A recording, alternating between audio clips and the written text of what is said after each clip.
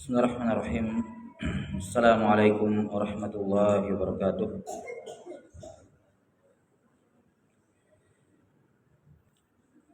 Alhamdulillahil barril jawad alladzi jallat ni'amuhu 'anil ihsa'i bil 'adad. Al-manni bil lutfi wal irsyad al-hadi ila sabilir rasyad.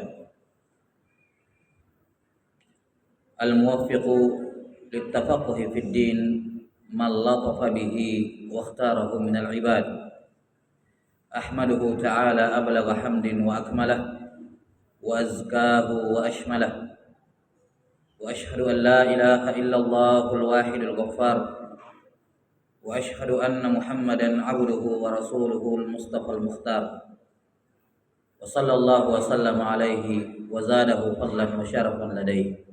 Amma ba'd, fa innal ishtighala bil ilmi min afdalit ta'at wa awla ma unfiqat fihi nafaisul awqat.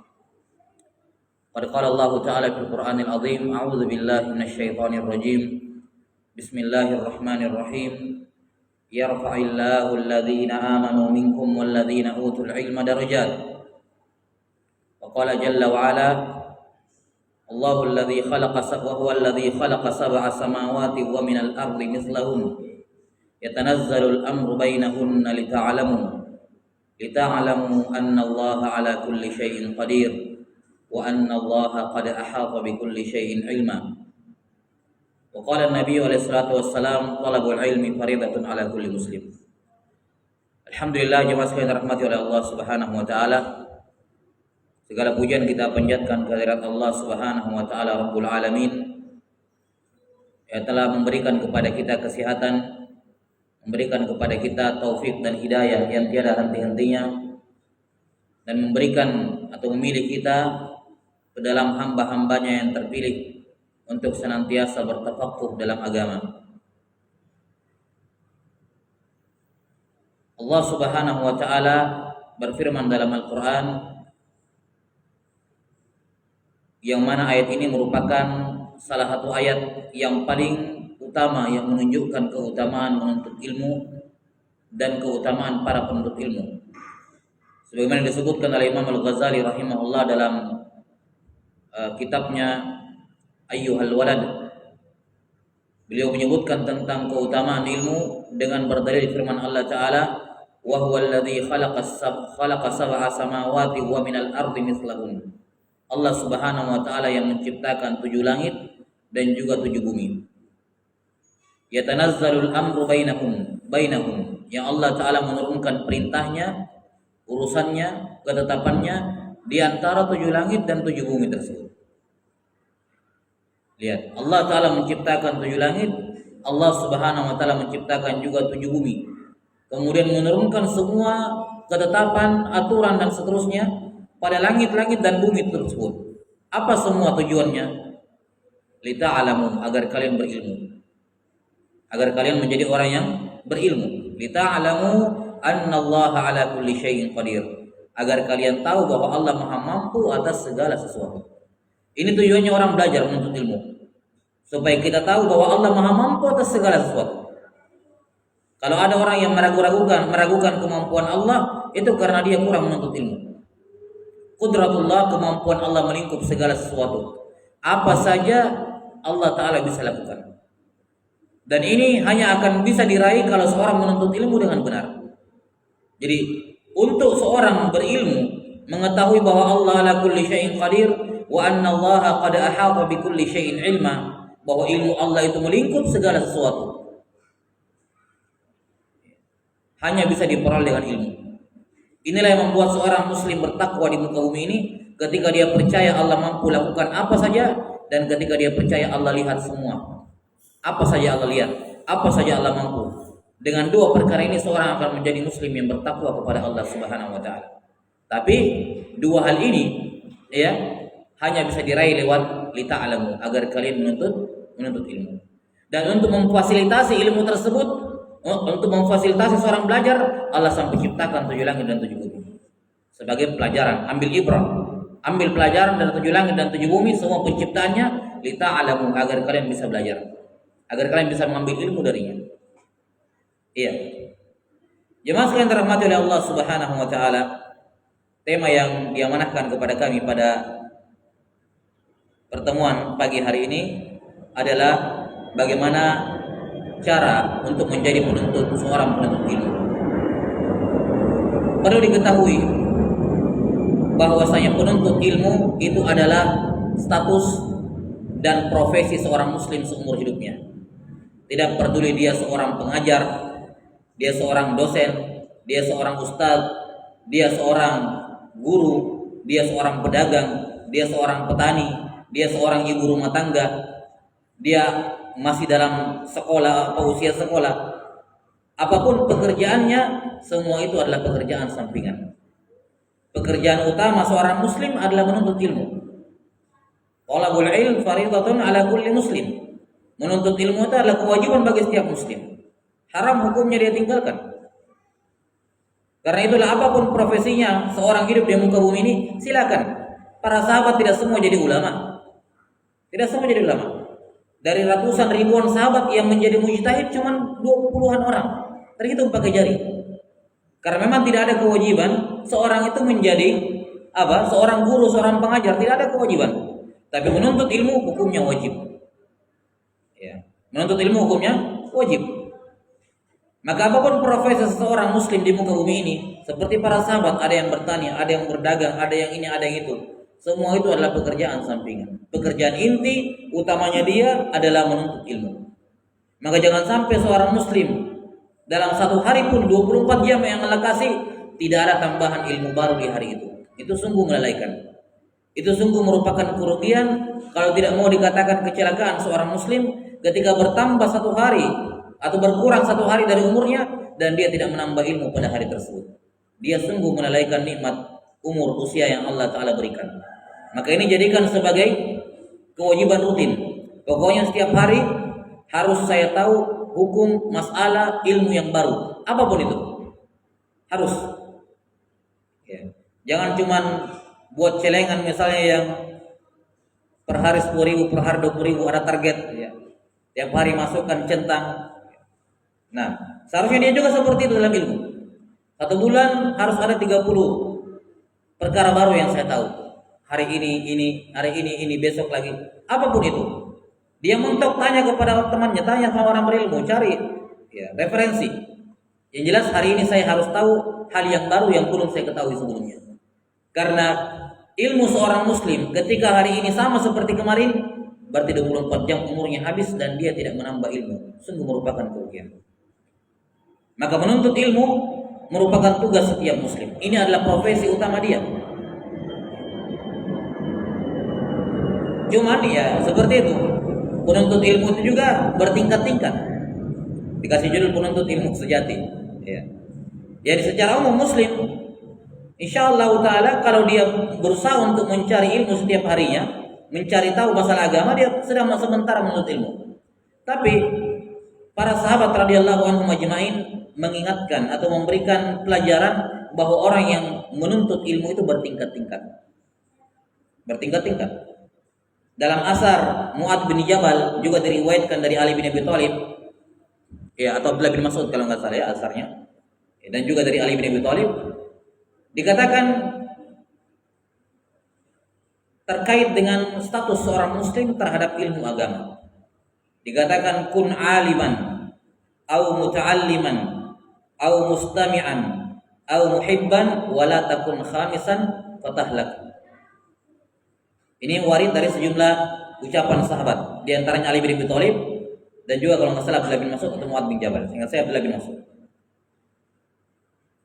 Di mana disebutkan perintah untuk menjadi salah satu dari 5 orang. Disebutkan yang pertama kun aliman. Jadilah engkau menjadi orang yang berilmu.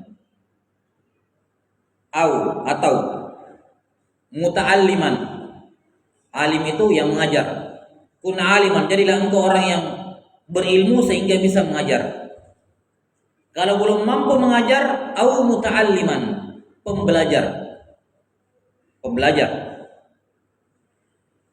Kalau belum mampu belajar, yang ketiga, au mustami'an, mustami', pendengar, penikmat ilmu.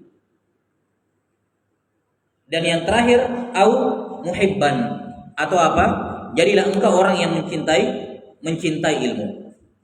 Wala takun khamisan, dan jangan menjadi orang yang kelima. Siapa itu orang yang kelima?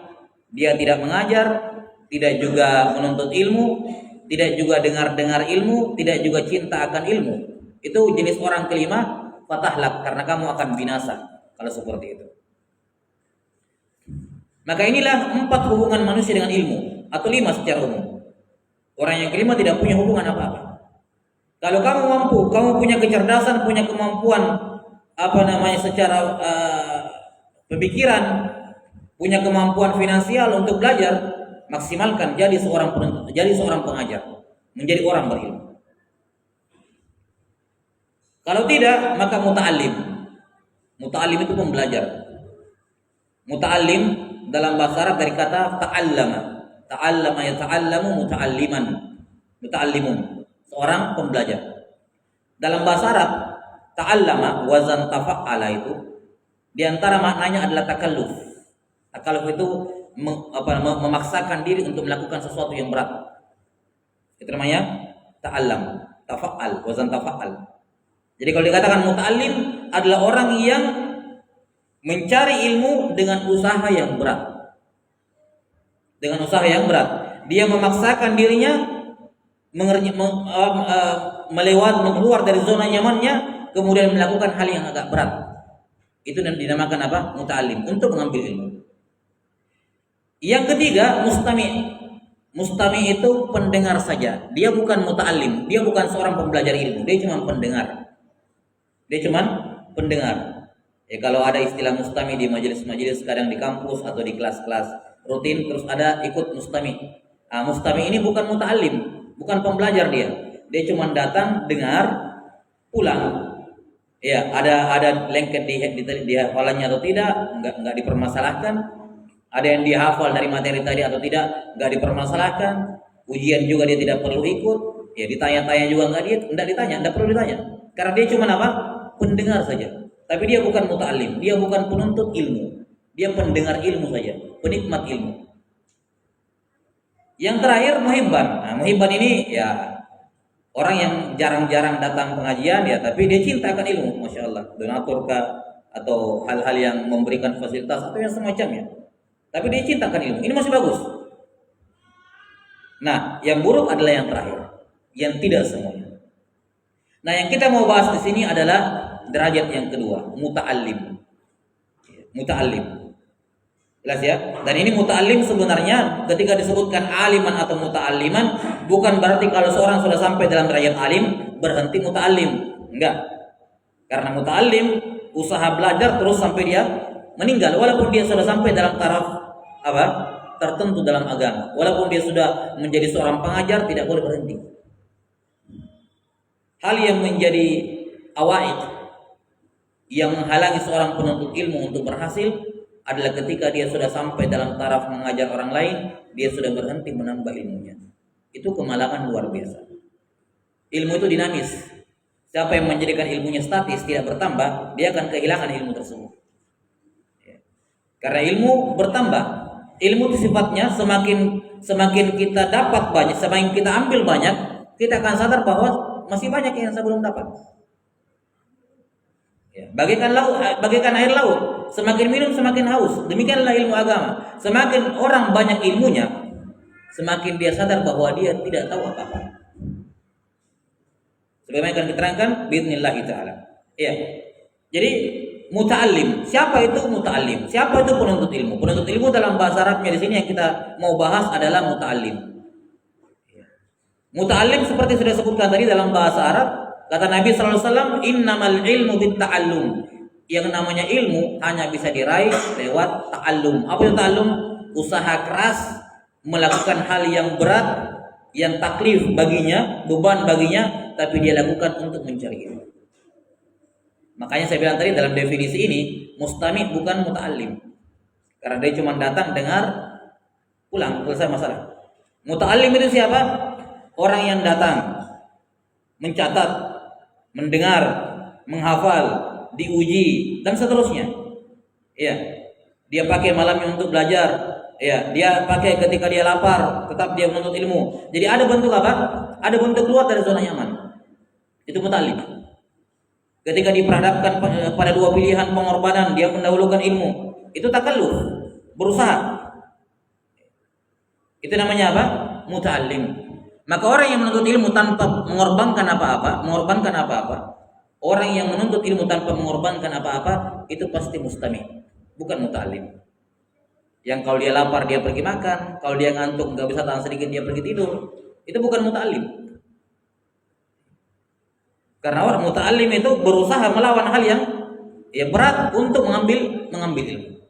Nah, jamaah sekalian dirahmati oleh Allah Subhanahu wa taala, secara umum temanya menjadi penuntut ilmu sejati. Seperti yang kita katakan, kami pemateri di sini tentu saja belum sampai pada tingkatan, karena penuntut ilmu tidak akan ada habisnya. Tidak ada orang pensiun dari penuntut ilmu, tidak. Pensiun mengajar mungkin, pensiun menjadi pengajar di pesantren di mana mungkin dia bisa pensiun. Tapi pensiun menuntut ilmu, menambah ilmu, tidak ada namanya. Karena ini pekerjaan seumur hidup.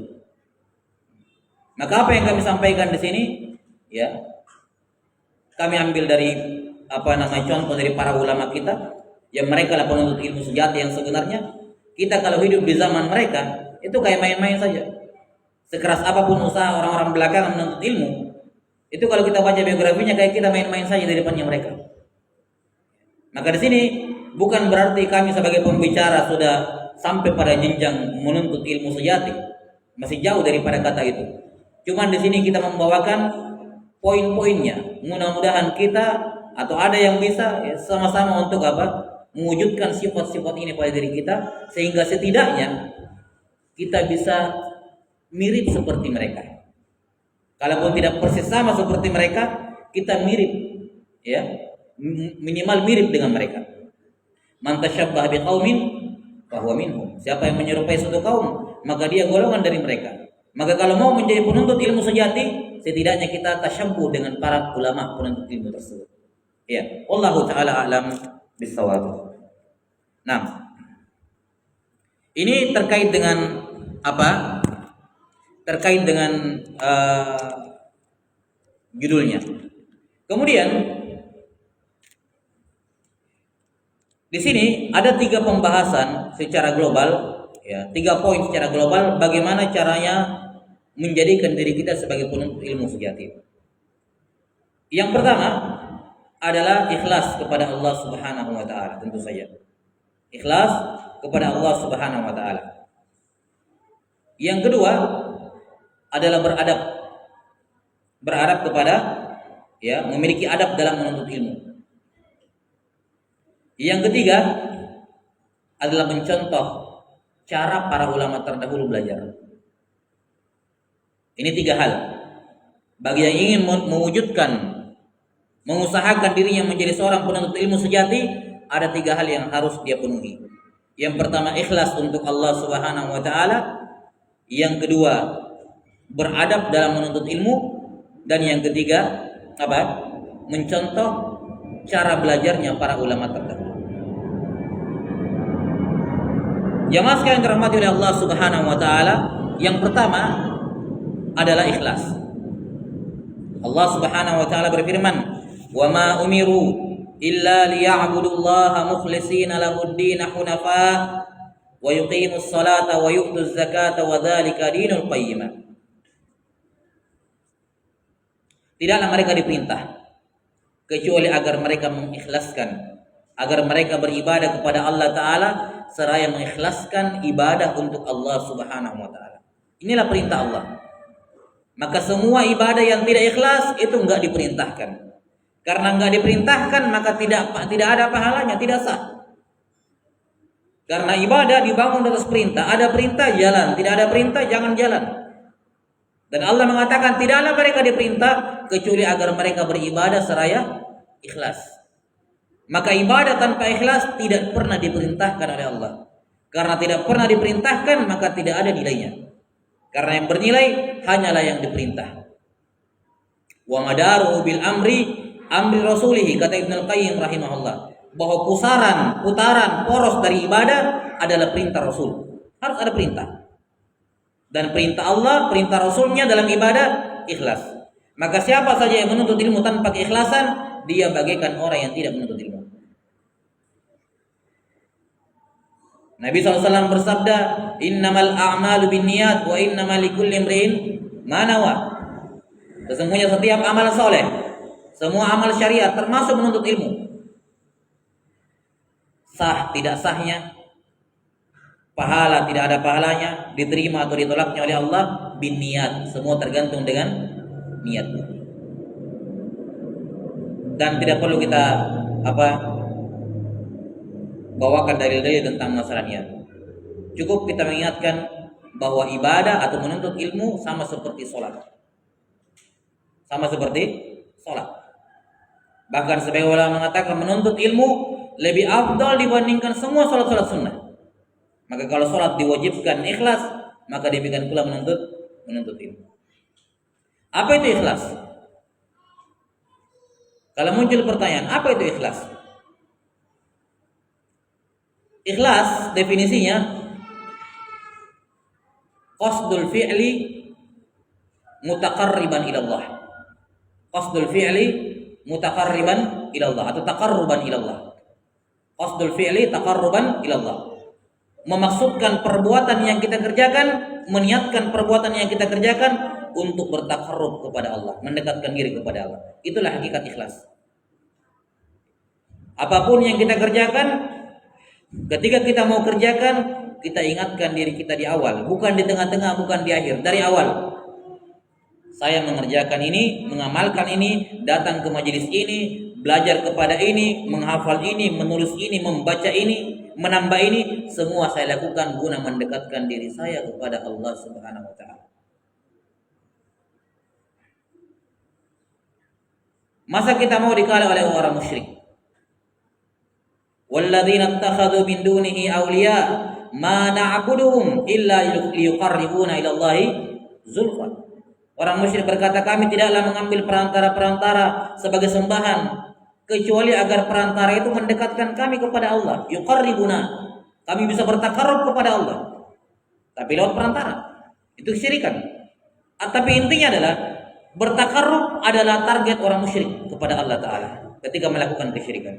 Masa iya kita sebagai seorang muslim, ya, yang mengerjakan amalan yang paling utama, lalai dari bertakarrub kepada Allah. Dan yang menjadi permasalahan niat dalam menuntut ilmu ini adalah karena menuntut ilmu sudah menjadi rutinitas.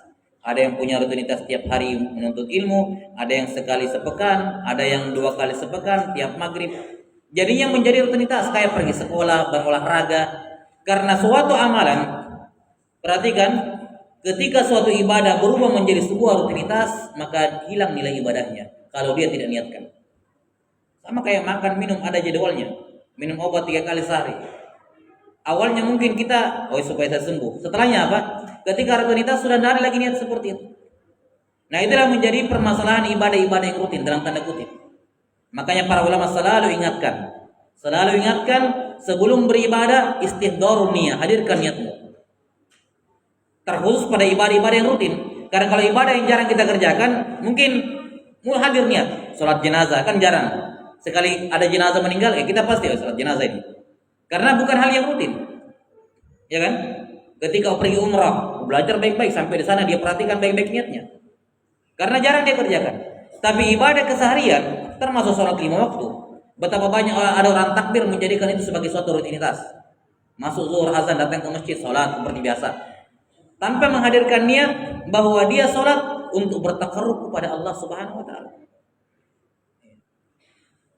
Maka ini perkara yang penting, termasuk menuntut ilmu, apapun bentuk menuntut ilmunya. Karena menuntut ilmu tidak hanya di pesantren. Enggak. Pesantren itu hanya salah satu cara untuk menuntut ilmu.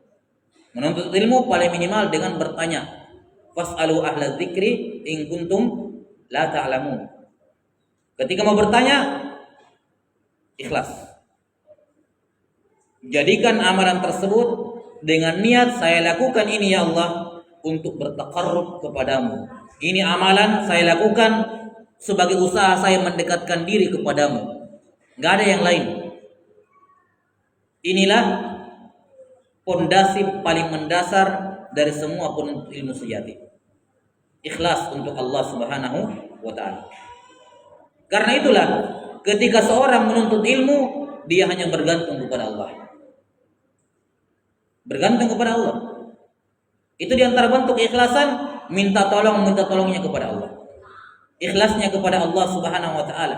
Minta pertolongannya kepada Allah. Wa idza sta'anta fasta'in billah. Kalau kamu minta tolong hanya kepada Allah Subhanahu wa taala. Seorang penuntut ilmu yang ikhlas kepada Allah tidak akan bergantung dengan kecerdasannya. Mentang-mentang IQ-nya bagus, hafalannya kuat, hafal, paksakan dirinya, bergantung pada dirinya. Ketika mentok hafalannya down. Kenapa? Bergantung pada hafalannya. Ada yang bergantung dengan kekuatan fisik, saya bisa begadang, saya bisa ini, saya bisa itu, tahan lapar, tahan ngantuk, bisa belajar. Dia bergantung dengan itu. Ketika sakit, sedih, luar biasa. Ada yang bergantung dengan kemampuan finansialnya. Saya bisa beli buku ini, beli buku itu, beli ini, baca. Ketika itu dicabut darinya, selesai. Maka seorang muslim penuntut ilmu, kalau dia ikhlas kepada Allah Ta'ala, jangan bergantung dengan sebab-sebab seperti itu. Dia bergantung hanya kepada Allah Subhanahu wa Ta'ala. Berapa banyak orang yang berhasil dalam menuntut ilmu di mana dia bergantung kepada Allah Subhanahu wa taala, padahal sebelumnya apa? Enggak paham. Iya, enggak paham. Iya. Seperti misalnya Al-Kisai, Imam Al-Kisai rahimahullah, imam dalam bahasa Arab. Al-Kisai dan juga dalam qiraat. Beliau di awal-awal menuntut ilmu, belajar, itu susah sekali masuk. Mentok, ya, nggak bisa paham. Sampai kemudian dia pulang, ya, kemudian melihat tetesan air yang melubangi batu. Gara-gara ya setiap hujan kena batu tersebut sampai bolong, sampai membekas. Maka dia pun mengatakan bahwa hati saya tidak sekeras batu. Ya, hati saya tidak sekeras batu. Di mana ilmu agama dalam Al-Quran dan hadis dipermisalkan seperti air yang turun dari langit. Sementara hati manusia diperumpamakan seperti bumi. Dia katakan, kalau ini air hujan saja bisa menembus batu, kenapa bisa ilmu agama tidak bisa menembus hati saya? Sekeras itukah hati saya? Maka itu membuat semangat beliau bertambah, minta tolong kepada Allah Ta'ala, sampai beliau menjadi seorang imam. Dan banyak contoh-contoh seperti ini dalam biografi para ulama. Maka di sini kita bisa melihat seorang muslim jangan bersandar pada kemampuan dirinya. Kita tidak ada apa-apa. La haula wala quwwata illa billah. Kita tidak punya kekuatan apa-apa, tidak dalam meninggalkan maksiat dan ketika melaksanakan ketaatan, kecuali semua dengan bantuan Allah Subhanahu wa taala. Maka ini yang pertama adalah meminta bantuan kepada Allah, berdoa kepada Allah. Silahul mu'min ad-du'a. Ya. Pedang seorang mukmin adalah doa. Maka doa adalah senjata yang pertama bagi seorang penuntut ilmu untuk meraih apa yang diinginkan dalam perjalanannya menuntut ilmu. Kemudian tempuh sebab-sebab. Ini bagian dari ketawakalan kepada Allah Ta'ala. Di antara bentuk bersandar kepada Allah, setelah menyerahkan semua pasrah kepada Allah, dia menempuh sebab-sebab. Jemaah sekalian dirahmati oleh Allah Ta'ala, sebab itu ada dua dalam menuntut ilmu. Ada sebab hissi, ada sebab maknawi. Ada sebab hissi, ada sebab maknawi. Sebab hissi itu sebab yang terlihat secara kasat mata, yang sifatnya fisik. Dan yang kedua adalah sifat maknawi, sifat yang tidak berhubungan langsung dengan ilmu, tidak kelihatan hubungannya. Sifat hissi misalnya Ya tadi, dia mencatat, dia menghafal, dia mengulangi hafalannya, dia membaca, dia memahami, dan seterusnya. Menggunakan waktu-waktu yang bagus untuk menghafal, untuk membaca. Itu sebab Sebab fisik semua. Ini kita akan jelaskan nanti di bab yang di poin yang ketiga atau poin yang kedua. Sebab-sebab hissi banyak. Tapi ada sebab yang lebih berpengaruh dibandingkan sebab hissi, yaitu sebab maknawi. Sebab apa? Maknawi.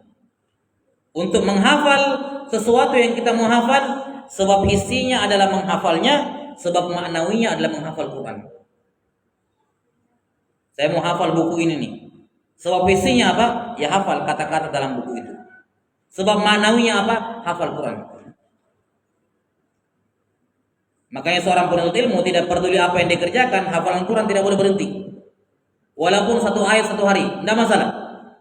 Walaupun apa? Satu ayat satu hari. Kenapa? Karena menghafal Al-Quran, menghafal kalam Allah itu adalah bantuan yang sangat besar dalam menghafalkan ucapan manusia. Siapa yang ingin menghafalkan ucapan manusia, dia minta tolong kepada Allah dengan menghafal firman-Nya. Di sinilah tempat mengasah hafalan dengan Al-Quran. Kalau dia diberikan kemudahan menghafal Quran, menghafal firman Allah, maka menghafal ucapan manusia Allah akan berikan kemudahan. Makanya termasuk kekeliruan ketika seorang ingin menghafal matan-matan dalam ilmu agama, kemudian apa? Lari dari menghafal Quran. Berhenti dari menghafal Quran. Jangan berhenti. Jadikan satu ayat satu hari, biar alif lam mim, besok lagi. Selesai. Yang penting ada satu hari yang dihafal. Jangan sampai tidak ada. Tidak usah tergesa-gesa, enggak usah terburu-buru. Ayat Al-Quran 6 ribuan aja. Insya Allah umurnya cukup. Satu hari satu ayat. Bismillah cukup umurnya. Kalaupun satu hari dia ambil satu ayat. Jelas ya? Jadikan menghafal Quran sebagai bantuan maknawi untuk menghafalkan ilmu. Minta kepada Allah, bertawassul dengan amal soleh. Ya Allah, saya menghafal firman-Mu, saya bertawassul kepadamu dengan hafalan Quran ini agar saya dipermudah dalam menuntut ilmu. Itu sebab maknawi. Jelas ya? Saya kasih contoh lebih jauh. Ketika anak sakit, ketika pasangan sakit, sudah kasih minum obat, istirahat. Sebab hissinya ditungguin di situ, ya, ditungguin, jelas ya, dijaga, siapkan makannya. Sebab hissi. Sebab maknawi pergi taklim. Pergi taklim. Kalau dia seorang pengajar, dia seorang penuntut ilmu, sudah punya kegiatan rutin jam sekian, tiap ini maghrib isya, tiap ini maghrib isya, tiap hari ini. Keluarganya sakit di rumah, tetap dia pergi menuntut ilmu. Setelah dipenuhi apa yang dibutuhkan, tinggalkan. Jadikan ini sebagai apa? Sebab maknawi untuk kesembuhan, tawassul kepada Allah. Ya Allah, saya datang ini menuntut ilmu, saya bertawassul kepadamu agar memberikan kesembuhan kepada keluarga saya. Sebab ini jauh lebih mujarab dibandingkan ditunggu di sana. Bakal lebih mujarab dibandingkan dikasih minum obat. Itu namanya sebab apa? Maknawi. Karena manusia sekarang sudah pandangannya materialistis. Menilai segala sesuatu berdasarkan materi. Nanti ada wujudnya di depan mataku baru saya percaya, kalau tidak saya tidak percaya. Materialistis. Jadi semua penilaiannya materi. Dia lebih percaya orang bisa sembuh dengan obat dibandingkan tawassul dengan amal soleh. Tawassul dengan amal soleh, bukankah ini salah satu bentuk tawassul yang disyariatkan? Jelas ya? Maka kalau ada keluarga sehat, ada sakit, keluarga sakit, dikasih obat iya, tapi nggak usah terlalu diapa-apain. Yang penting bukan darurat ya. Justru lakukan ibadah. Gunakan ibadah tersebut tawassul untuk kesembuhannya. Itu lebih bermanfaat dibandingkan sebab-sebab hissi. Sama seperti di sini. Menghafal, mencatat, menulis, mengulang-ulang, ini sebab hissi, sangat bagus. Tapi jangan tinggalkan sebab-sebab maknawi, karena ini lebih besar. Menghafal Quran lanjut, sholat malamnya lanjut. Ya. Sholat malam itu da'bus sholihin. Jangan bermimpi menjadi orang soleh kalau tinggalkan sholat malam. Jangan mimpi. Berhayal ada orang mau menjadi orang soleh, tinggalkan sholat malam, itu mimpi. Jangan harap. Da'bus sholihin min qablikum, kata Nabi SAW. Sholat lail itu kebiasaan orang soleh. Maka jangan mimpi jadi orang soleh kalau tinggalkan sholat lail. Lagi pula apa susahnya? 2 rakaat lail, 1 rakaat witir, 3 rakaat. Habis sholat isya 2 rakaat ba'diyahnya bisa langsung dia niatkan salat lail. Menurut pendapat sebagian ulama, tinggal witir 1 rakaat. Capek berdiri duduk salat sunnah, nggak apa-apa dapat setengah pahala daripada anda salat sama sekali. Nggak apa-apa dapat setengah pahala duduk daripada nggak ada dapat sama sekali, daripada tinggalkan salat malam. Ini sebab-sebab apa? Sebab-sebab maknawi untuk menjadi seorang penuntut ilmu, salat lail. Apalagi kalau dia penghafal Quran. Oh ini bisa kalau dia mau dibilang syarat sahnya penghafal Quran itu salat lail. Enggak ada ceritanya penghafal Quran tidak salat lail, itu tidak ada. Tidak akan mubarak. Ya. Maka ini sebab maknawi. Salat lail jangan ditinggalkan. Sesibuk apapun dia. Tidak bisa duduk tidur miring di tempat tidur. Oh sudah capek sekali salat lail. Tidur miring. Kan ada aturannya.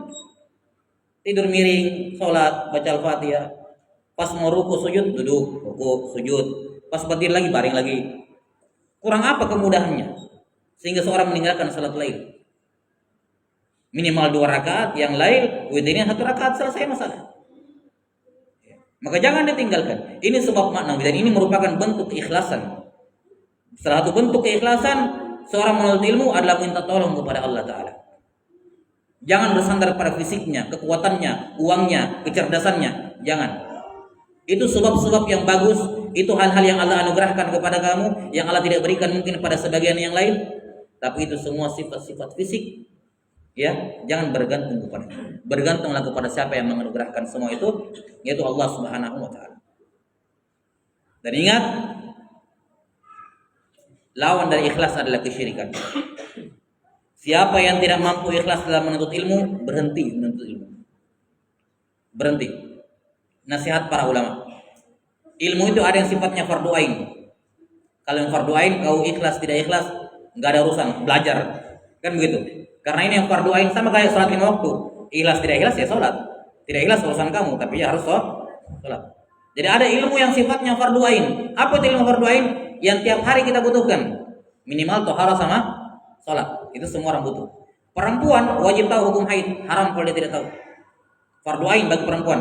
Bagi laki-laki fardu kifayah belajar haid. Hukum haid. Perempuan fardu ain. Bagi yang alhamdulillah diberikan kelapangan harta, harus belajar zakat. Jangan sampai kena zakat dia karena banyak kasus. Ya, nanti bertahun-tahun baru sadar, oh ternyata saya berapa tahun kena zakat. Kenapa tidak belajar dari awal? Dia sudah lupa kapan haulnya. Karena kadang orang nanti ingat haul kalau sudah kaya. Kenapa enggak dari sebelumnya? Supaya jelas haul hartamu itu dari mana. Karena haul zakat itu penting. Tidak sebagian orang, yang penting saya zakat Ramadan. Yang penting saya zakat Ramadan. Iya kalau haulnya sebelum Ramadan. Haulnya setelah Ramadan. Tapi kalau haulnya sebelum Ramadan, berarti kamu undurkan dari haulnya, berdosa kalau tidak ada uzur. Karena zakat itu hartamu, haknya orang miskin. Kapan tiba haulnya keluarkan, tidak boleh diundur-undur. Tunggu-tunggu Ramadan. Kalau kamu meninggal sebelumnya gimana? Berdosa. Makanya haul zakat penting ditahu. Bukan masalah apa, haulnya. Kapan tiba haul? Wajib zakat hari itu. Diundur 1 hari meninggal tanpa uzur, berdosa dia. Dianggap meninggalkan zakat. Karena itu haknya orang miskin, miskin yang dia tahan. Dia tunggu Ramadan, 3 bulan lagi Ramadan. 3 bulan orang miskin nggak dapat haknya. Berdosa dia. Iya. Kalau dia mau pergi umrah haji, ya belajar fardu ain hukumnya. Nah, ilmu yang fardu ain ini tidak peduli kamu ikhlas tidak ikhlas, wajib pelajari. Nah, ilmu di atas dari yang fardu ain, yaitu yang fardu kifayah atau yang sunnah, nah inilah butuh keikhlasan. Kata Syekh Shalih Al-Utsaimin hafizahullah taala, kalau dari awal dia menilai dirinya, saya kayaknya kalau jadi pengajar nanti sombong. Saya nanti kayaknya kalau begini lanjut begini, saya tahu tipikal diri saya lah. Ya, gampang besar kepala, gampang ini, gampang itu. Kalau dari awal dia sudah mengkhawatirkan dirinya tidak ikhlas dalam menuntut ilmu, berhenti, sibukkan ibadah saja. Gak usah jadi penuntut ilmu. Dalam artian apa? Menjadi lebih daripada fardu ain. Cukup tuntut ilmu yang fardu kifayah saja. Setelah itu fokus perbaiki diri sendiri, ibadah. Gak usah nambah ilmu banyak-banyak. Kalau nanti akan membuat kamu tidak ikhlas. Itu neraka. Ya, itu saja. Maka seorang harus realistis. Jangan karena euforia semua orang yang berilmu, orang yang hijrah, semua belajar ini, semua belajar itu, belajar ini, euforia juga dia. Harus realistis, lihat diri kamu. Kalau kira-kira nanti tambah banyak ilmumu tanpa tidak ikhlas, mending perbanyak sholat saya di rumah. Sholat lain, puasa siang hari, itu jauh lebih bermanfaat daripada menuntut ilmu tapi tidak ikhlas. Ingat ya, di atas ilmu yang fardu ain. Kalau fardu ain wajib, ikhlas tidak ikhlas itu urusan kamu. Karena fardu ain namanya. Ya. Tapi ilmu kelebihan dari fardu ain, jaga ikhlasmu, perhatikan baik-baik. Kalau tidak, stop memang. Tambah banyak dosamu nanti. Stop, fokus ibadah saja. Karena Allah Ta'ala menjadikan ilmu di atas fardu ain, hukumnya sunnah bagi kamu. Sudah ada yang wakili kamu belajar yang lain. Gak usah lah kamu, fokus belajar, fokus ibadah saja. Daripada tambah banyak ilmu tapi tambah banyak dosa, sayang. Ini kalau dia mengetahui kadar dirinya. Baik, Allahu a'lam bissawab. Baik, ini sebab yang pertama, ikhlas kepada Allah Subhanahu wa taala. Kemudian di antara yang menunjukkan keikhlasan seorang dalam menuntut ilmu adalah jangan tergesa-gesa untuk mengajar yang mana itu biasanya, kita bilang gak semuanya, biasanya didasarkan karena ketidakikhlasan. Ingin cepat terkenal, ya, ingin cepat berada di depan, ingin ditunjuk oleh orang, ingin mendapatkan pujian, sum'ah, sehingga dia belum cukup matang dan dia nak tampil ke permukaan. Ini akan mencelakakan dirinya sendiri. Kata para ulama, hubbudz zuhur yaqsimudz zuhur. Senang untuk viral, senang untuk muncul ke permukaan, itu akan mematahkan punggungnya sendiri, mencelakakan dirinya sendiri. Baik. Saya pilih sebentar.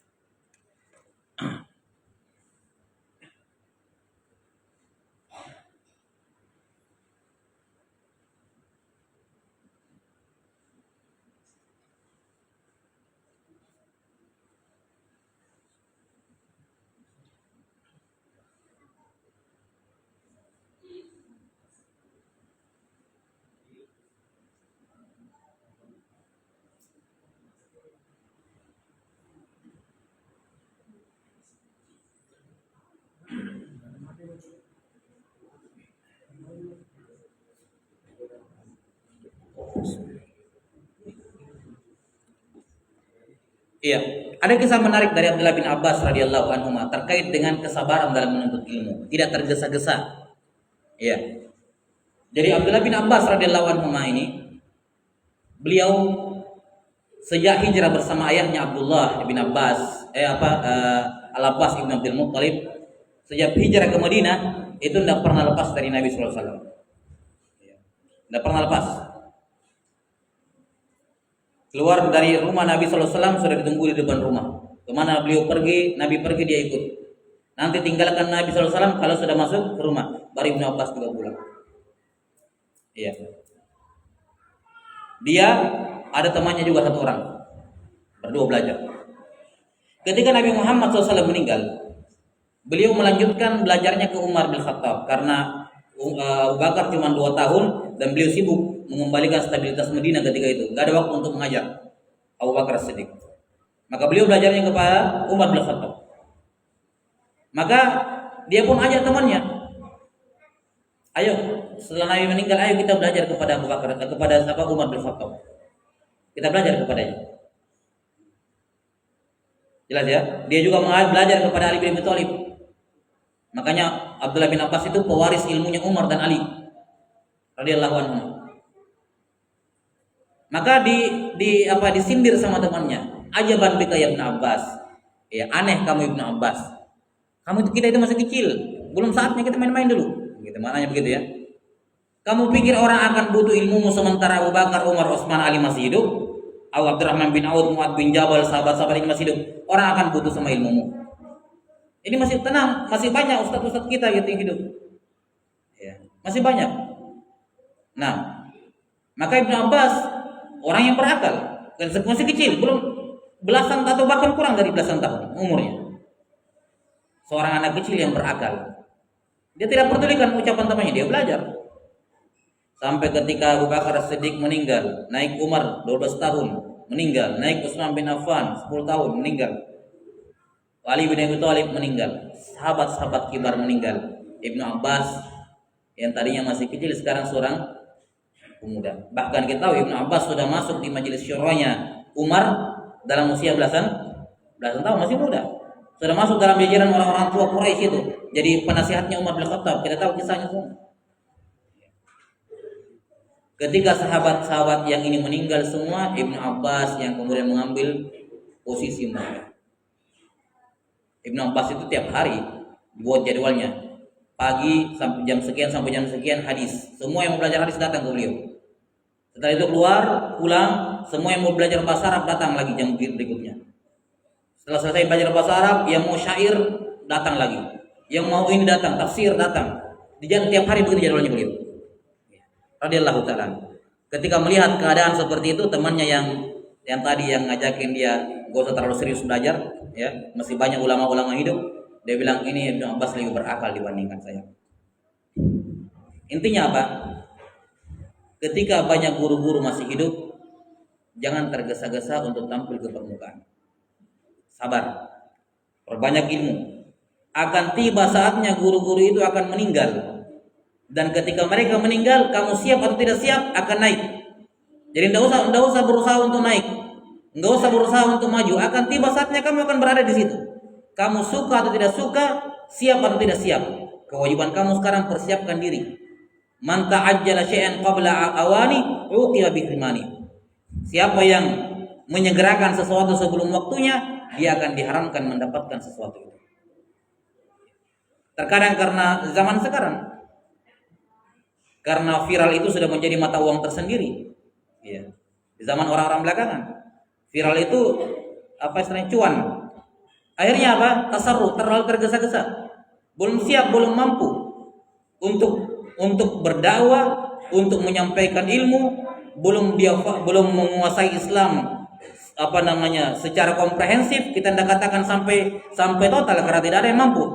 Cuma dia harus punya kesiapan di semua basic. Bahasa Arab iya, usul fikih iya, mustalah hadis iya, qawaid fikih iya, ilmu ulumul Arabiyah ada. Ini setidaknya dia kuasai ini, barulah kemudian dia berkomentar. Kalau dia mau berkomentar, kalau dibutuhkan komentarnya. Maka jangan dia tergesa-gesa. Salah satu sebab seorang tergesa-gesa karena minimnya keikhlasan. Salah satu sebab, saya tidak katakan semuanya. Salah satu sebab seorang tergesa-gesa naik menjadi seorang pengajar padahal dia belum layak adalah apa? Minimnya keikhlasan. Ada sesuatu dari dunia yang dia ingin cari, yang dia harapkan, yang dia inginkan.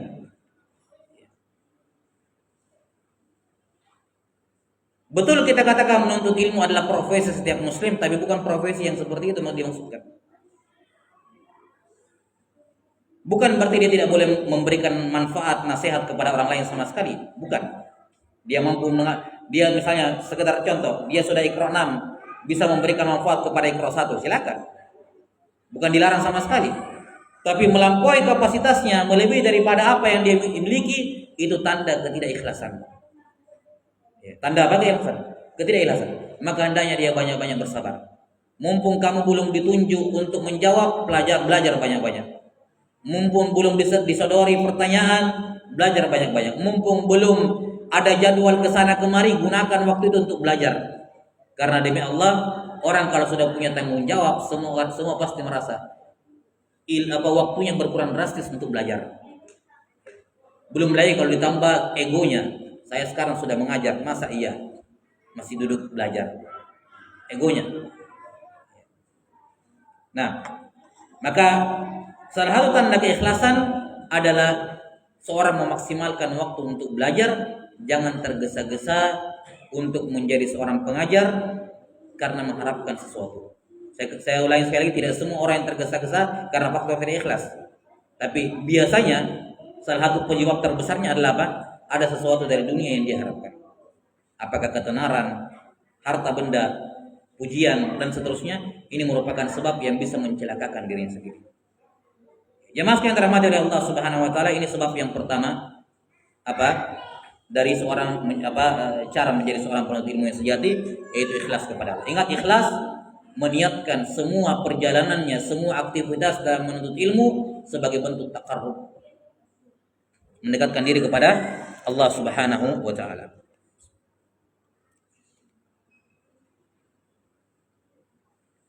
Yang kedua, Yang kedua adalah beradab, memiliki adab yang baik. Kata sebagian ulama, bil adabi tafhamul ilm. Dengan adab yang baik kamu bisa memahami ilmu.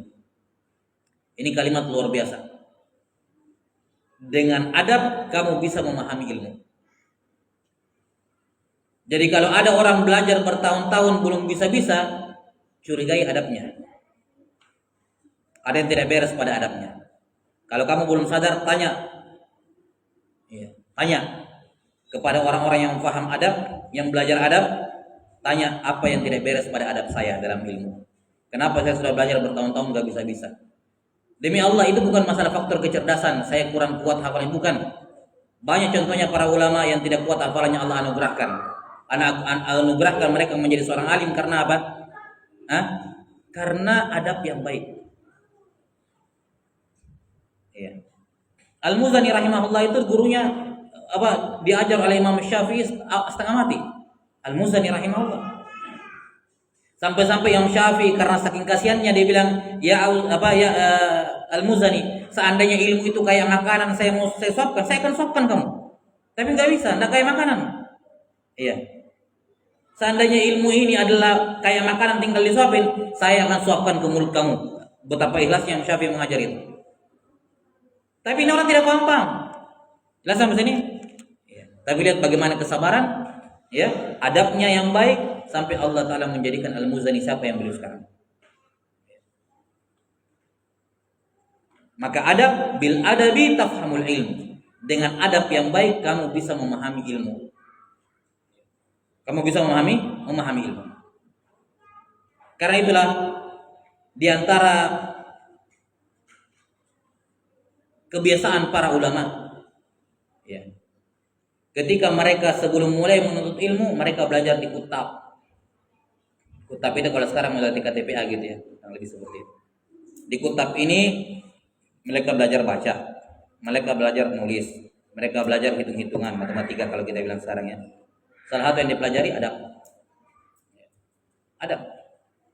Bahkan di sebagian mahat sampai di zaman sekarang, kalau ada orang baru datang belajar, baru belajar, nggak langsung ikut di pelajaran dulu, ikut selesaikan dulu buku adab. Baru selesai ikut. Karena itulah merupakan kelalaian yang besar seorang penuntut ilmu. Kalau guru kami Syekh Hamid Akram Al-Bukhari rahimahullah, beliau mengatakan termasuk aib seorang itu sudah mencapai umur 20 tahun dan dia belum pernah mengkhatamkan sirah nabawiyah sekalipun dari awal sampai akhir. Itu lalai betul. Bohong dia cinta kepada Nabi SAW. Bisa-bisanya sampai umur 20 tahun belum pernah mengkhatamkan satu sirah nabawiyah. Ya. Apa buktinya kamu cinta sama Nabi SAW? Maka kita katakan, mungkin juga kita bisa katakan seperti itu. Merupakan kelalaian dan aib kalau seorang sudah belajar sampai umur 20 tahun belajar dan dia belum mengkhatamkan satu kitab adab pun. Itu kelalaian luar biasa. Adab itu beda dengan akidah, adab itu beda dengan fikih, beda dengan tajwid, beda. Dia disiplin ilmu yang tersendiri. Karena itulah para ulama mengarang buku-buku adab. Jelas ya? Para ulama, Imam Bukhari punya kitab Adabul Mufrad.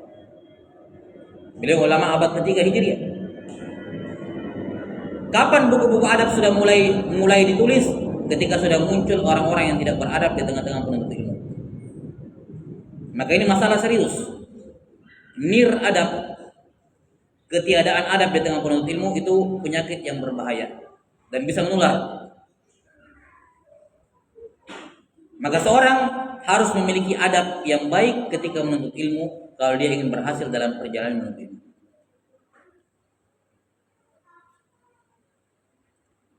Kemudian terkait dengan adab ini secara umum terbagi menjadi 3. Ada 3 adab yang harus diperhatikan oleh seorang. Yang pertama, adab penuntut ilmu kepada dirinya sendiri. Adab penuntut ilmu kepada dirinya sendiri. Yang kedua, adab penuntut ilmu kepada gurunya. Adab penuntut ilmu kepada gurunya.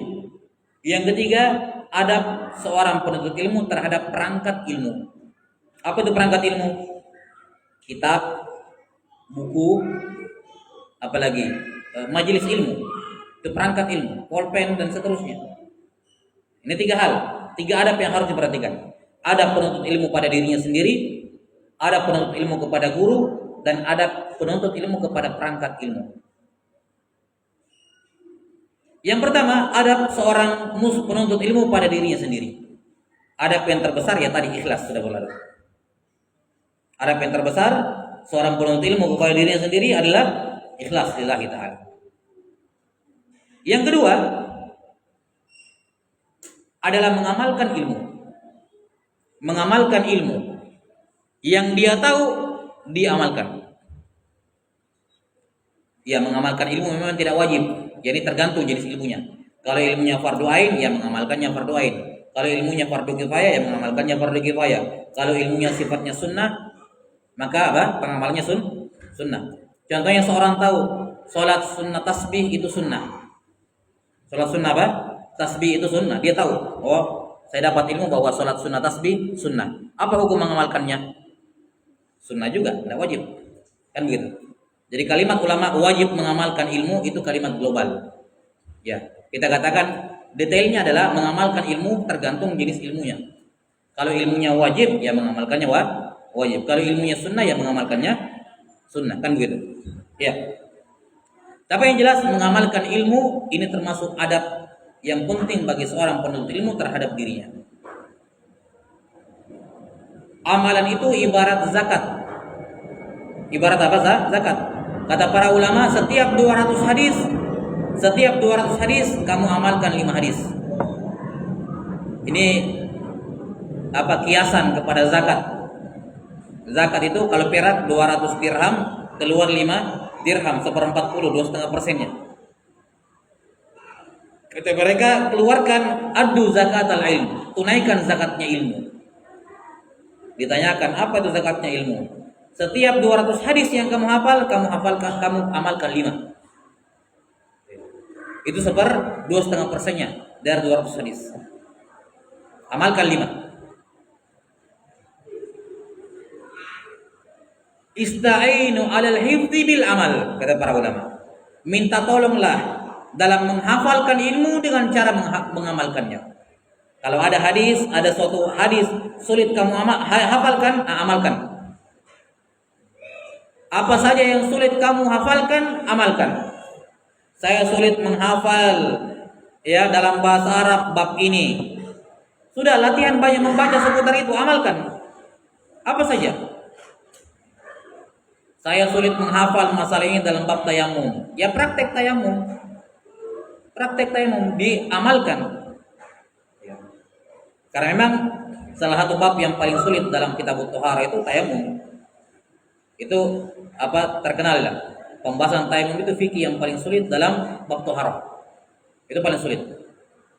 Selain karena masailnya permasalahannya banyak, juga jarang kita amalkan. Jadinya kayak gambarannya itu kayak jarang sulit muncul di kepala.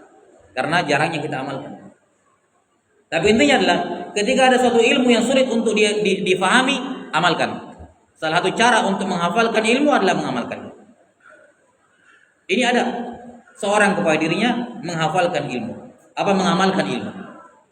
Dan kita semua tahu tentu saja haramnya seorang itu meninggalkan ilmu yang wajib. Dia tahu itu kewajiban baru dia tinggalkan.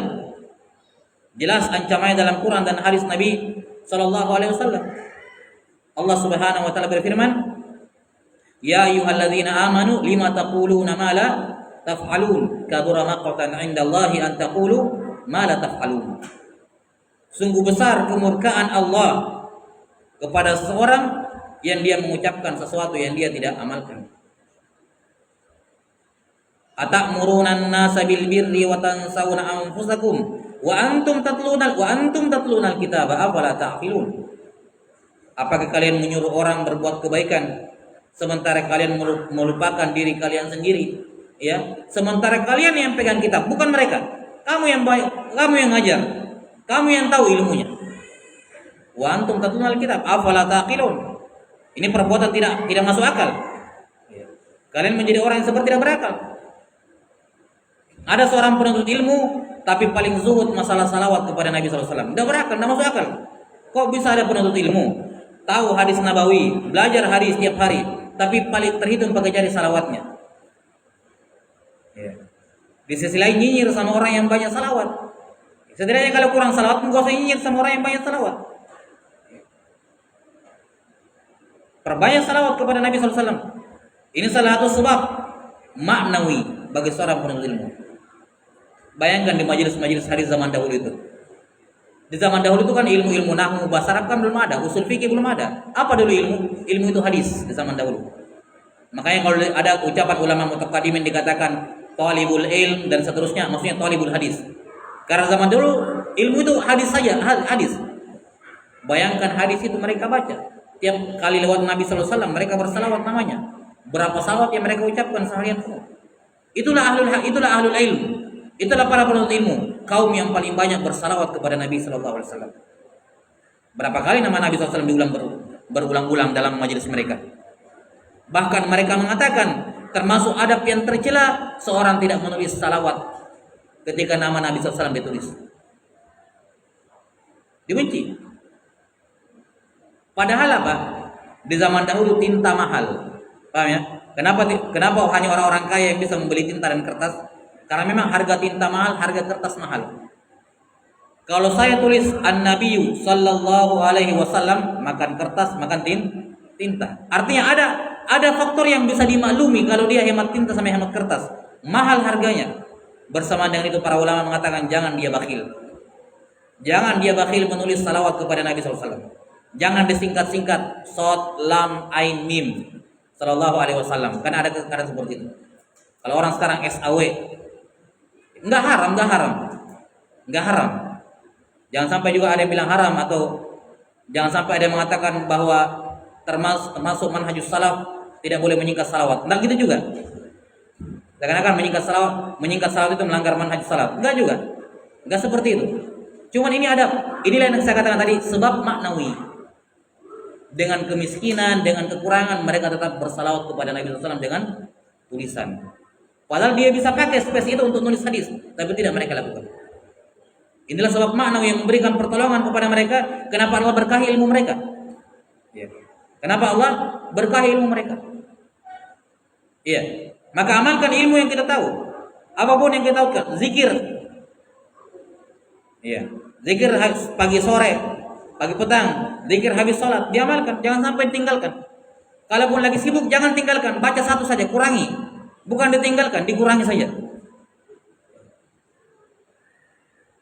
Islam memberikan kemudahan. Dari orang yang super sibuk sampai orang yang paling nganggur, bisa tanding-tandingan gitu. Ada zikir yang panjang, ada zikir yang ringkas. Silakan pilih. Ya. Maka amalkan ilmu.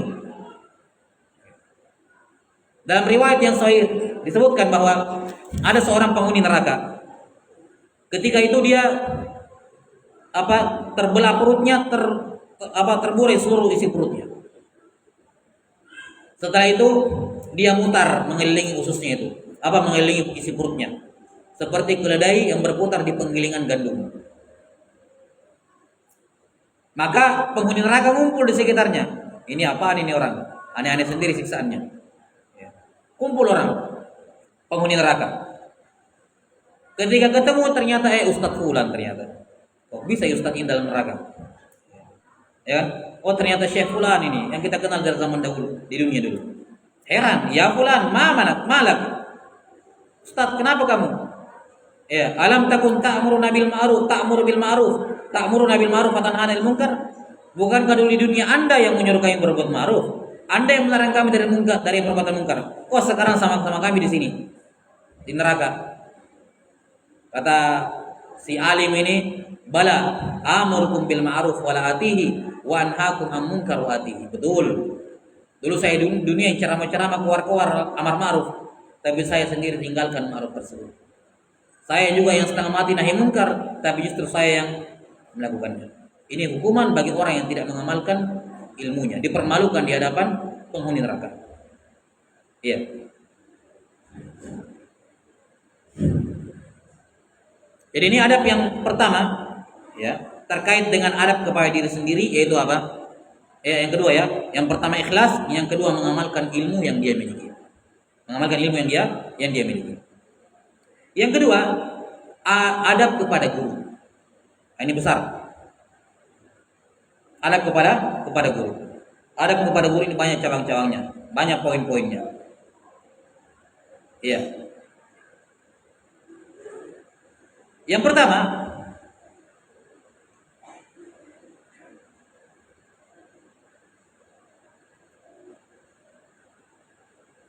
tentu saja dengan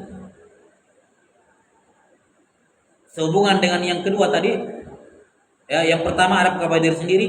Salah satu adab terbesar kepada guru kita adalah mengamalkan ilmu yang diajarkan. Ma as'alukum alaihi min ajr, kata Nabi SAW, dan para nabi semuanya mengatakan, saya tidak butuh kalian gaji, saya tidak butuh upah dari kalian. In ajriya illa Allah, upah saya di tangannya Allah. Apa niatnya seorang guru mengajari orang lain? Enggak ada, cuma satu niat yang paling pentingnya, jariah bagi saya, kan begitu. Maka hormati guru dengan mengamalkan ilmu yang diajarkan. Ini adab terbesar kepada seorang guru, mengamalkan ilmu yang diajarkan agar guru kita mendapatkan pahala jariah. Mendapatkan pahala jariah. Manusia yang paling besar pahalanya siapa? Nabi Muhammad SAW. Karena semua pahala umatnya mengalir untuk beliau, amal jariah. Beliau yang mengajarkan pertama kali. Sahabat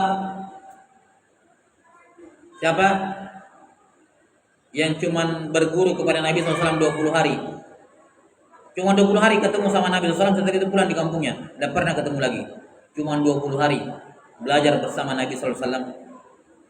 Tapi beliau termasuk manusia yang paling banyak pahalanya. Kenapa?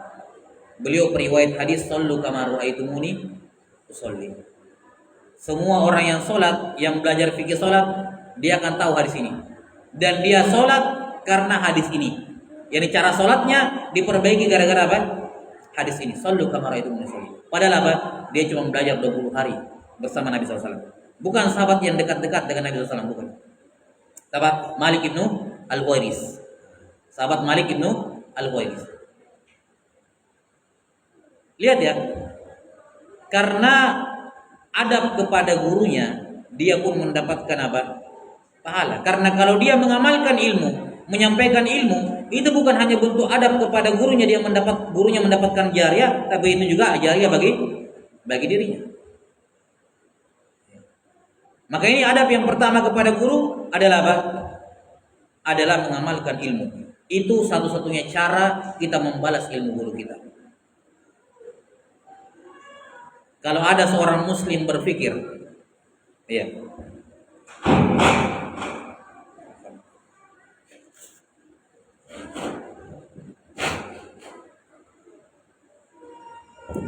iya.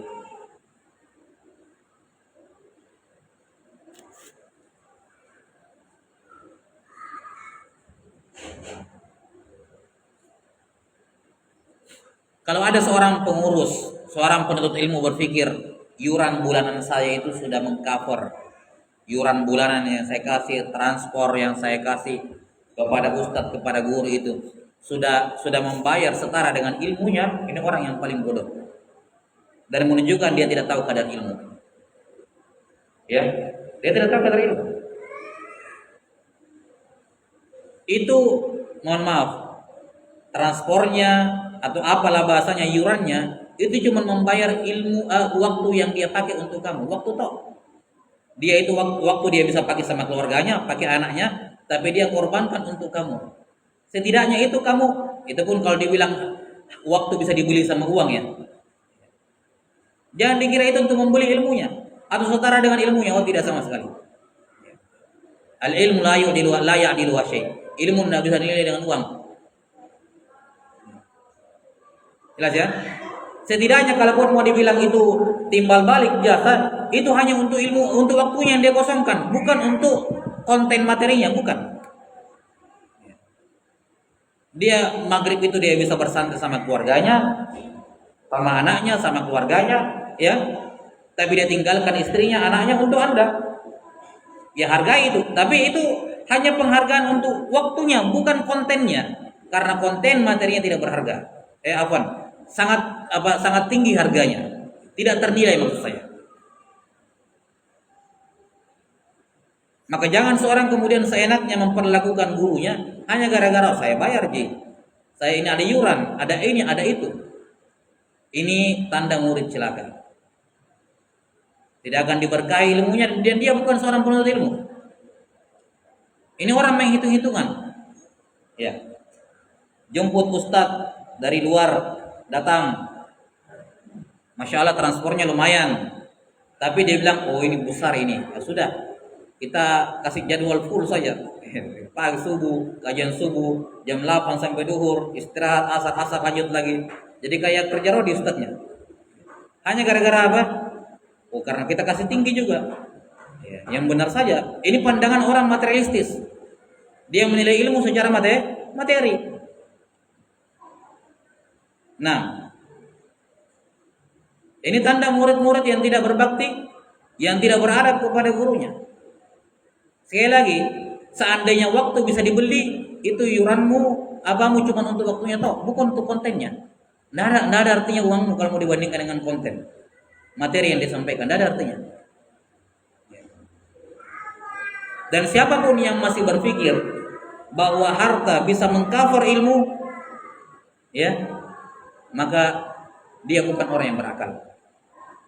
Allah Ta'ala berfirman, ya, hal yastawi la yastawi ashabun nari wa ashabul jannati humul faizun.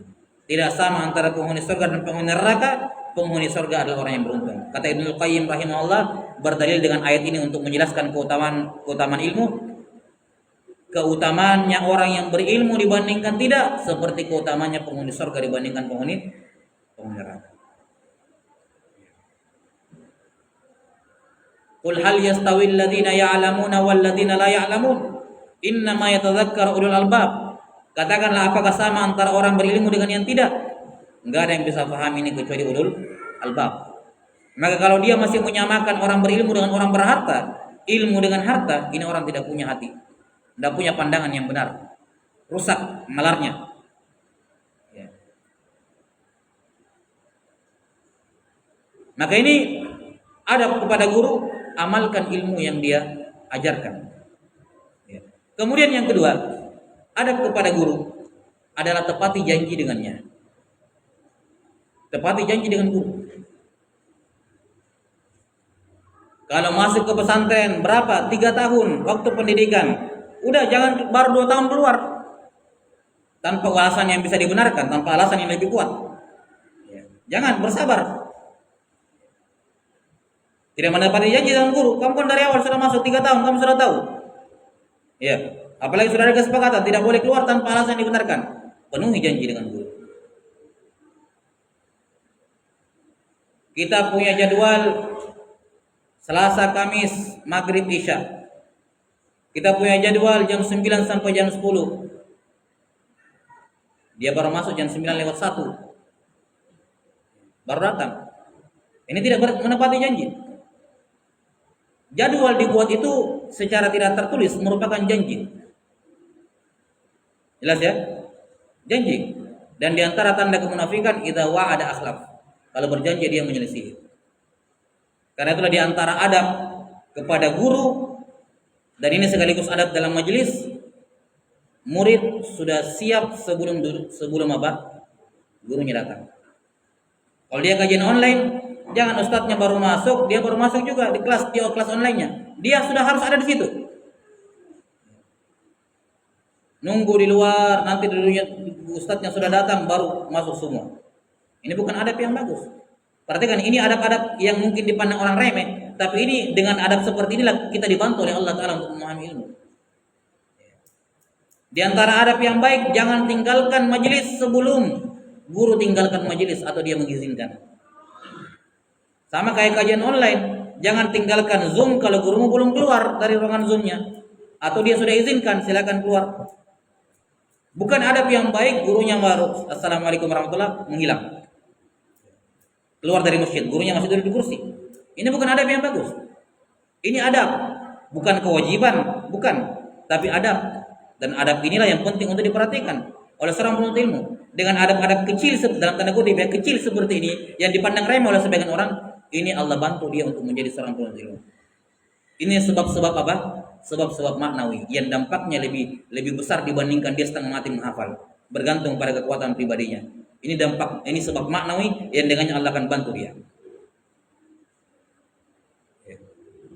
Tepati perjanjian dengan guru dalam hal masa belajar, dalam hal jadwal belajar, datang sebelum dia datang, pulang setelah dia pulang, keluar setelah dia keluar.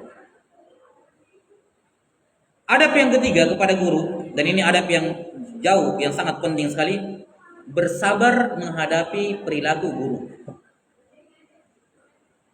Guru itu bukan malaikat. Guru juga belum tentu wali, tapi yang jelas dia lebih berilmu dibandingkan kamu. Paham ya? Guru belum tentu merupakan wali Allah yang paling soleh, tapi yang jelas kamu yang butuh pada ilmunya. Kalau kita butuh pinjaman sama orang, kita butuh dibantu sama orang, wah menjilat setengah mati. Biar juga disuruh apa-apa, iya saya kerjakan, yang penting dikasih pinjam 100. Ya kan? Disuruh ini, ya siap, mau ini siap. Karena ada maunya, pengen. Ini orang sekarang, gurunya bertingkah sedikit, apaan? Saya juga tidak butuh sama ilmu kamu. Masih banyak yang lain. Gimana cara berhasil orang kayak gini? Nggak tahan banting. Adab yang penting kepada guru itu, ini salah satu yang paling penting yang harus diperhatikan dengan seksama adalah bersabar dengan tingkah laku gurunya. Kamu yang butuh kepada ilmu, kamu yang butuh. Dan tinggalkan itu was-was setan. Saya jamin itu was-was setan. Masih banyak guru yang lain. Kenapa? Saya sudah lihat dengan mata kepala saya sendiri puluhan, belasan orang ya yang mengatakan begitu, dan dia juga tidak belajar sama yang lain. Endingnya tidak belajar sama siapapun. Kenapa? Karena semua guru punya kekurangan. Kalau ada alasan kekurangan satu saya tinggalkan, ada yang lain, nanti di sana ketemu lagi kekurangannya. Jelas ya? Pindah lagi. Akhirnya apa? Nggak belajar sama sekali, dan memang begitu kenyataannya. Kalau kita mau katakan kasarnya, gurumu itu hanya orang yang belum kamu tahu aibnya. Kamu hormat sama guru hanya karena kebetulan kamu belum tahu aibnya, itu saja. Kalau kamu tahu aibnya gurumu, kamu akan menjauh. Tapi bukan di situ masalahnya. Kamu butuh kepada ilmu. Kamu butuh kepada orang yang mengajari kamu ilmu agama yang lebih besar daripada kebutuhan kamu sama uang. Kamu kerja di kantoran, dibentak sama bosnya, disuruh kerja lembur, tidak ada gajinya, suruh ini. Sabar, kenapa butuh gaji? Ini gurunya cuma bertingkah sedikit, sudah protes. Padahal apa yang diberikan gurunya lebih besar dibandingkan apa? Apa yang diberikan oleh atasannya berupa harta. Lagi-lagi masalahnya memang di mindset. Materialistis. Yang dianggap berharga itu yang wujudnya materi. Ilmu nggak dianggap berharga karena tidak ada wujudnya. Memang mindset yang butuh dirubah. Jangan selalu menilai sesuatu dengan paham kebendaan. Nanti sesuatu itu ada kalau wujudnya benda, kalau tidak ada maka dianggap tidak ada. Kalau bukan berupa benda, dianggap tidak ada. Ini kan paham materialistis. Manfaat nanti dikatakan manfaat kalau ada wujudnya, uang, apa. Tapi kalau ilmu karena tidak kelihatan, dianggap nggak ada manfaatnya. Kalau kita baca biografi para ulama terdahulu itu luar biasa.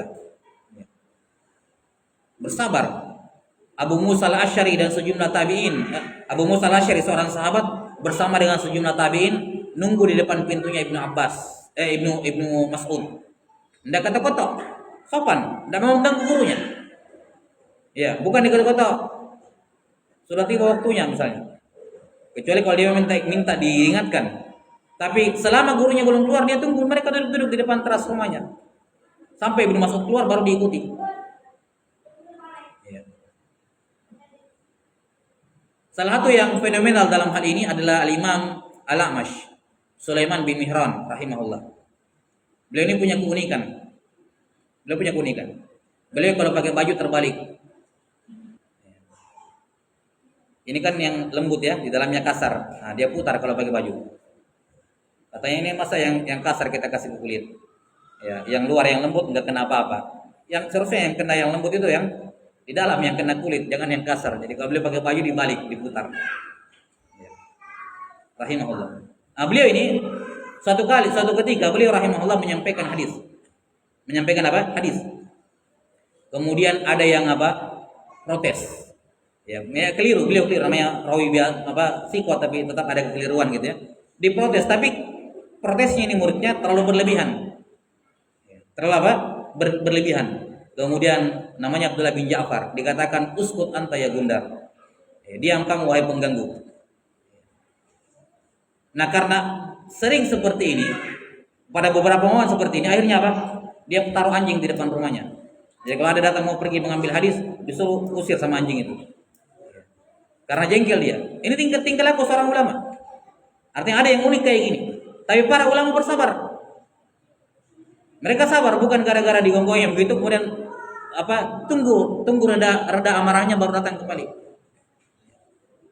Sebagian waktu ada gurunya marah, mogok mengajar, tidak mau mengajar. Nggak ada yang bilang, oh kita pergi guru yang lain aja. Nggak ada. Dia sadar ini ilmu saya dapatkan dari dia. Sabar tungguin, dibujuk-bujuk nggak mau. Akhirnya apa? Lewat istrinya. Datang istrinya, tolong bujuk suami supaya bisa mengajar lagi. Akhirnya apa? Besoknya mengajar. Kata gurunya dalam bahasa Arab, saya tidak ingat bait syairnya. Dia bilang, memang beda kalau yang datang minta itu orang berpakaian sama orang telanjang. Beda. Kalau orang berpakaian minta saya tidak ladeni gitu. Jadi maksudnya apa? Lihat ini bagaimana penuntut ilmu sabar dalam menghadapi tingkah laku gurunya. Imam An-Nasai rahimahullah pernah kelas dengan gurunya. Iya, pernah kelas dengan gurunya. Diusir dari majelis. Tidak boleh datang ke majelis saya, tidak boleh hadir. Apa yang beliau lakukan? Bukan, emangnya cuma kamu guru satu-satunya guru di dunia ini, ya, banyak yang lain. Tidak kayak gitu, itu orang celaka, orang mentalnya cemen kan begitu. Masa baru dikasih gitu sudah. Kalau dia tahu besarnya ilmu ini, guru ini manusia biasa, akhlaknya oke, akhlaknya begini dan begitu, tapi dia punya ilmu yang saya butuhkan. Nah, itu yang dia targetkan itu. Apa yang dilakukan? Dia datang ke majelis tapi di sebelah dinding. Dengar dari luar. Kedengaran suaranya. Makanya dalam Sunan An-Nasai kita bisa mendapati beberapa hadis yang ketika beliau meriwayatkan dari guru ini, kata beliau haddatsana fulan bin fulan, ya, sami itu min wara'i jidar. Saya dengar dari sebelah dinding. Beliau sebutkan seperti itu. Diusir dari majelis, beliau tidak tinggalkan. Jelas ya? Beradab, sabar terhadap gurunya, gangguan gurunya. Sekarang orang baru sedikit di ini gurunya, makanya kadang ada kalimat-kalimat yang jangan ditoleh. Ya. Lebih bagusan mana? Ya, guru yang berilmu tapi jelek akhlaknya dengan guru yang sedikit ilmunya tapi bagus akhlaknya. Ya. Kan begitu. Ini pertanyaan mengarahkan. Siapa bilang syarat menjadi guru itu harus bagus akhlaknya? Iya. Memang idealnya begitu.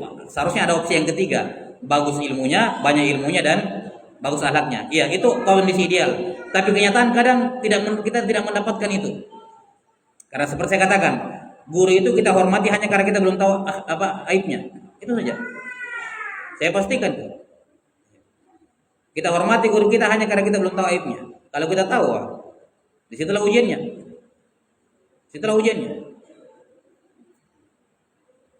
Nah, maka ketika seorang mendapatkan hal yang buruk tentang gurunya, jangan kemudian dia gunakan ini, ustadz kok tidak bagus akhlaknya. Nah, memang bukan syaratnya.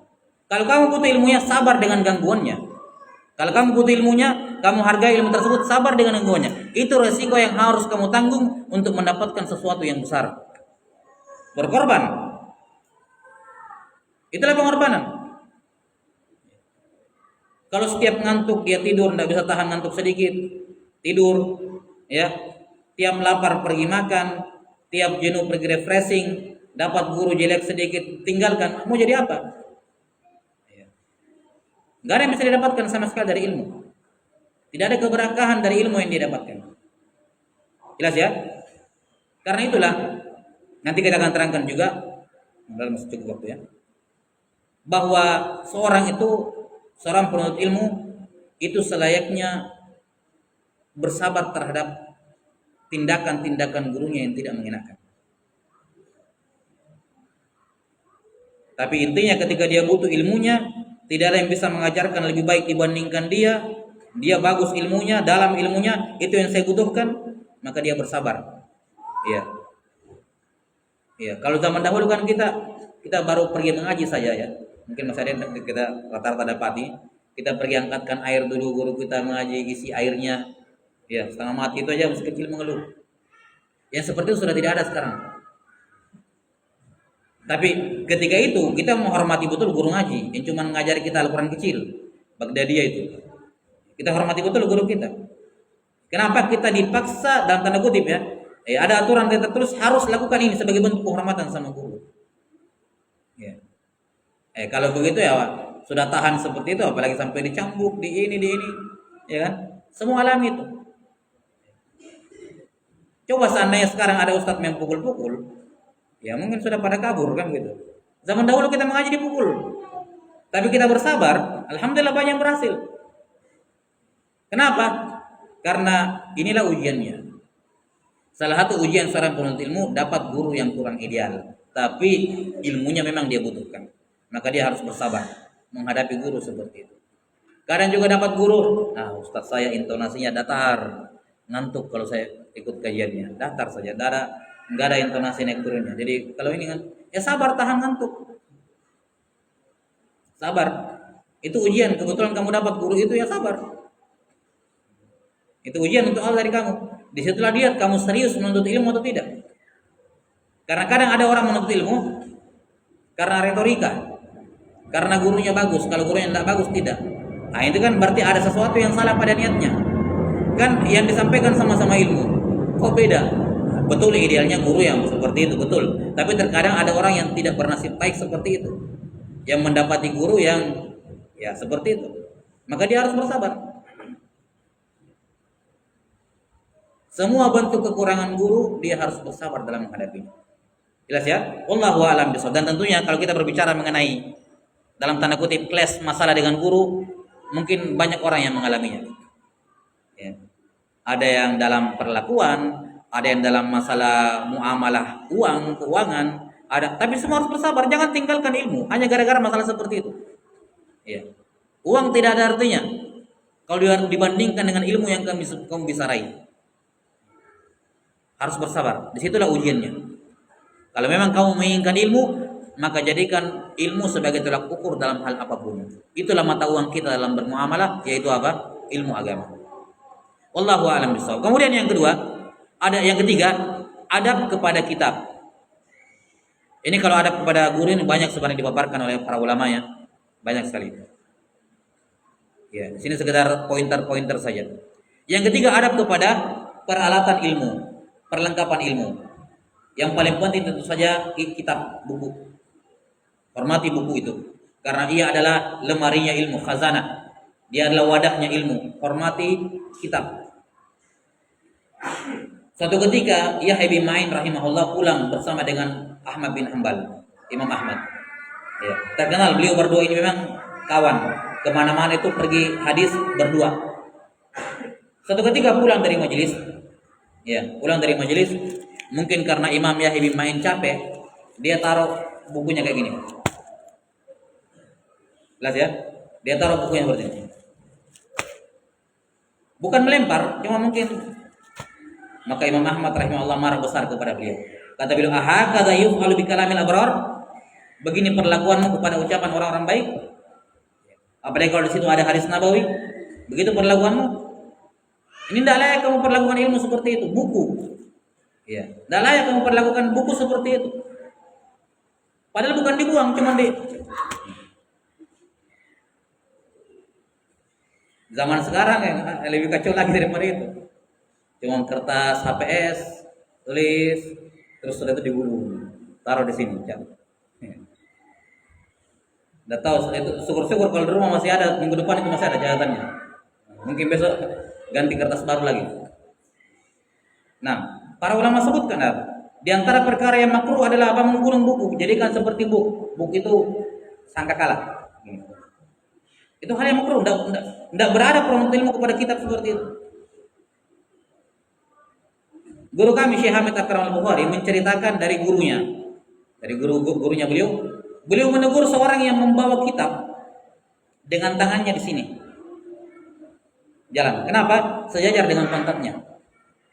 Tidak menghormati. Kalau bawa kitab begini buku, diangkat, jangan disejajarkan dengan pantat. Apalagi kalau pakai tas apa namanya ini? Tas selempang begini kan? Ya, kadang bagian bukunya taruh di belakang pantatnya nih. Sejajar dengan pantatnya. Ini tidak menghormati buku agama. Yang lebih kacau lagi ditaruh di bagasi motor baru didudukin. Ini tidak berada pada buku. Ngapain buku di bawah pantat? Tapi tidak, kan ada kantong kresek minimal, ada tas. Ya. Masa begitu menghitung-hitungan? Enggak praktis, langsung masuk bagasi saja. Ya. Ini tidak berada kepada buku. Hormati buku tersebut, sumber ilmu. Jangan bergampangan dengan buku. Jelas ya? Ya. Ini salah satu adab yang penting, yaitu adab dengan perangkat-perangkat ilmu. Termasuk dalamnya majelis. Adab dalam majelis sudah disebutkan sebagian di antaranya. Ya, datang sebelum guru tiba, keluar setelah guru mengizinkan atau setelah gurunya pergi. Ini adab dalam majelis. Mengisi soft yang mengisi tempat yang kosong. Ya. Ini adab-adab yang sudah kita ketahui semua bersama. Nah, terkait dengan adab bermajelis. Kemudian, saya kira itu ya, karena waktu yang terbatas. Kemudian yang terakhir, poin yang ketiga. Jadi yang pertama ikhlas, yang kedua beradab. Yang ketiga, yang terakhir, cara untuk menjadi penuntut ilmu sejati adalah mencontoh cara belajarnya ulama terdahulu. Kenapa? Menuntut ilmu itu bagian dari agama. Agama itu bukan perkara yang baru, menuntut ilmu juga bukan perkara baru. Sudah jutaan, bahkan mungkin miliaran orang yang berjalan di jalan ini sebelum kita. Ada yang berhasil, ada yang gagal. Ada yang berhasil, ada yang gagal. Ketika yang hadir di majelisnya Imam Al-Bukhari rahimahullah ribuan orang, ya, yang namanya tersebut sampai sekarang terhitung pakai jari, yang meriwayatkan Sahih Bukhari dari Imam Bukhari, yang lainnya menghilang. Maka tidak semua orang yang datang di majelis itu menjadi orang yang berhasil. Ada yang berhasil dalam menuntut ilmu, ada yang gagal. Maka kalau kita mau menjadi orang yang berhasil dalam menuntut ilmu, ikuti jalannya orang-orang yang berhasil. Jangan ikuti jalannya orang-orang yang gagal. Apalagi bikin jalan sendiri. Gak usah bikin jalan sendiri, sudah ada jalannya. Ittiba. Ya. Kalau orang beragama mencontoh, maka dalam cara menuntut ilmu tinggal ngikut, tinggal contoh. Nggak usah datangkan cara baru, ini baru, sudah ada jalannya dan miliaran orang mungkin sudah berhasil di situ. Ya, jutaan orang sudah berhasil melewati jalan itu menjadi seorang penuntut ilmu. Kamu mau bikin jalan apa lagi? Belum tentu berhasil. Trik cara yang baru, ini yang baru, belum tentu berhasil. Belum lagi cara ulama terdahulu itu mubarak, diberkahi oleh Allah Ta'ala. Ya, yang menjadikannya cara yang paling efektif, paling cepat dan paling diberkahi oleh Allah Subhanahu wa taala. Baik. Bagaimana para ulama terdahulu belajar? Kalau kita belajar dalam ilmu mustalah al-hadis, perawi hadis itu yang diterima hadisnya cuma dua. Perawi yang diterima hadisnya cuma dua. Yang menghafalkan hadisnya dengan baik, atau kalaupun dia tidak hafal, dia tulis hadisnya dalam buku catatan yang terjaga. Hanya ini dua cara untuk menjadi penuntut ilmu.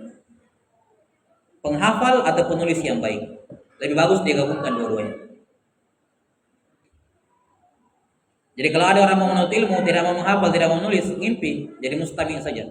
Bukan seorang muta'alim, bukan seorang penuntut ilmu. Saya katakan mustami bagus, tingkatannya bagus, sudah kita sebutkan. Iya. Daripada tidak jadi apa-apa, mending mustami. Itu tingkatan yang bagus. Tapi mohon maaf, untuk menuntut ilmu menjadi seorang talabatul ilm, muta'alim belum cukup gitu. Jalannya para ulama terdahulu penuntut ilmu itu cuma dua, penghafal, penulis yang baik. Dia jaga catatannya, dia perbaiki catatannya. Sehingga ketika dia mengajar nanti, dia mengajar juga dari catatannya. Cuma 2. Di sana ada Waqi' ibn Jarrah, ada Yahya bin Sufyan bin Sa'id As-Sauri. Mereka ini berdua tidak pernah menulis hitam di atas putih. Selalu apa? Dengar hafal. Nanti sampaikan juga lewat hafalan. Sufyan As-Sauri kalau beliau masuk pasar tutup telinganya. Karena setiap ada yang masuk terhafal langsung. Saking kuatnya hafalannya. Rahimahullah. Di sisi lain ada ulama-ulama kalau nggak salah seperti Affan ibn Muslim As-Saffar. Beliau rahimahullah hafalan tidak kuat tapi penulis yang andal. Hadisnya tercatat dengan rapi, sempurna, sudah dicek ulang ke buku gurunya. Dan di antara mereka yang menggabungkan keduanya, punya hafalan yang bagus dan tulisan yang bagus seperti Imam Kutubus Sittah, Bukhari, Muslim, Ahmad sebelumnya. Ya, sebelum Bukhari dan Muslim ada Ahmad, Bukhari, Muslim, Abu Dawud, Tirmidzi, Nasai, Ibnu Majah. Mereka menghimpun antara hafalan dan apa? Jadi cara mencontoh para ulama terdahulu dalam menuntut ilmu, tidak usah bikin cara yang ketiga. Ini 2 saja, menghafal, mencatat. Yang bagusnya mengumpulkan dua-duanya. Karena al-hifdz khawan, hafalan itu pengkhianat. Kata sebagian masyayikh, jangan kamu pede menghafal sesuatu sebelum kamu mengulanginya 100 kali. Ya, baru 10 kali lancar nih. Baru 10 kali. Ya. Coba nanti pekan depan ulangi lagi, lupa itu. Ya, jangan pede menghafal sesuatu kecuali kamu sudah hafalkan 100 kali. 100 kali. Itu salah satu cara dan mereka sudah tempuh, itu mujarrab. Enggak usah mikirin lain, ikuti saja. Ya. Kadang-kadang ada orang terlalu banyak gaya. Terlalu banyak pertanyaan bagaimana caranya. Tapi cuma nanya tidak pernah dipraktekkan. Ya. Terlalu banyak pertanyaan saja. Oh, saya mau berhasil ini ada trik-trik menghafal. Bagaimana cara trik menghafal yang cepat ini? Iya, nggak ada gunanya trik kalau tidak diamalkan. Sekedar ditahu saja. Kan gitu. Jelas ya? Jadi dihafalkan. Menghafal gabungkan dengan tulisan yang baik. Itu yang paling bagus. Jangan bermimpi untuk menjadi seorang penuntut ilmu kalau tidak mencatat dan menulis. Tidak mencatat dan menghafal. Enggak ada. Siapapun dari para ulama kita baca biografinya dari ulama terdahulu sampai sekarang akan disebutkan dia menghafal Al-Quran sebelum berusia sekian tahun. Setelah itu dia menghafal buku ini disebutin. Ya. Jelas ya? Dan yang paling penting memang menghafal. Yang penting menghafal. Kalau dia tidak kuat hafalannya, perbaiki bukunya. Kemana-mana bawa bukunya. Tidak ada 2 cara selain ini. Maka kapan seorang menuntut ilmu tidak menulis, tidak juga menghafal, maka mohon maaf, Anda bukan penuntut ilmu. Anda hanya penikmat ilmu, mustami', pendengar ilmu. Dan itu tingkatan yang bagus daripada tidak ada sama sekali. Maka orang yang mau serius belajar, dia apa? Menuliskan, mencatat, memahami, menghafal. Itu kerjanya penuntut ilmu. Dia hendaknya menghafal dari setiap disiplin ilmu 1 matan. Enggak dikatakan dia memahami disiplin ilmu itu sampai dia menghafalkan matan di situ. Dalam nahwu setidaknya ajur ramiyah. Mustalah al-hadis setidaknya misalnya nukhbatul fikah. Ya. Jelas ya? Dalam fikih, usul fikih, kawaid fikih tergantung mazhab yang dia pelajari. Dia lagi belajar mazhab apa? Masing-masing mazhab ada buku dasarnya, menengahnya sama tingkatan tingginya. Ya. Itu mengikut usul fikih sama kawaid fikihnya. Kalau tidak ada hafalan, tidak ada.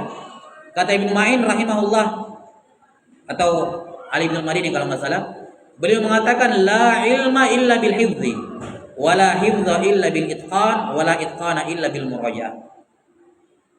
Tidak dikatakan seorang mengilmui sesuatu kecuali kalau dia hafal. Kamu tahu nggak masalah ini? Iya tahu. Coba apa hukumnya ini?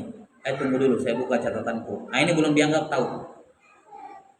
Tidak dikatakan seorang berilmu kecuali kalau dia hafal. Dan tidak dikatakan seorang hafal kalau tidak mutkin.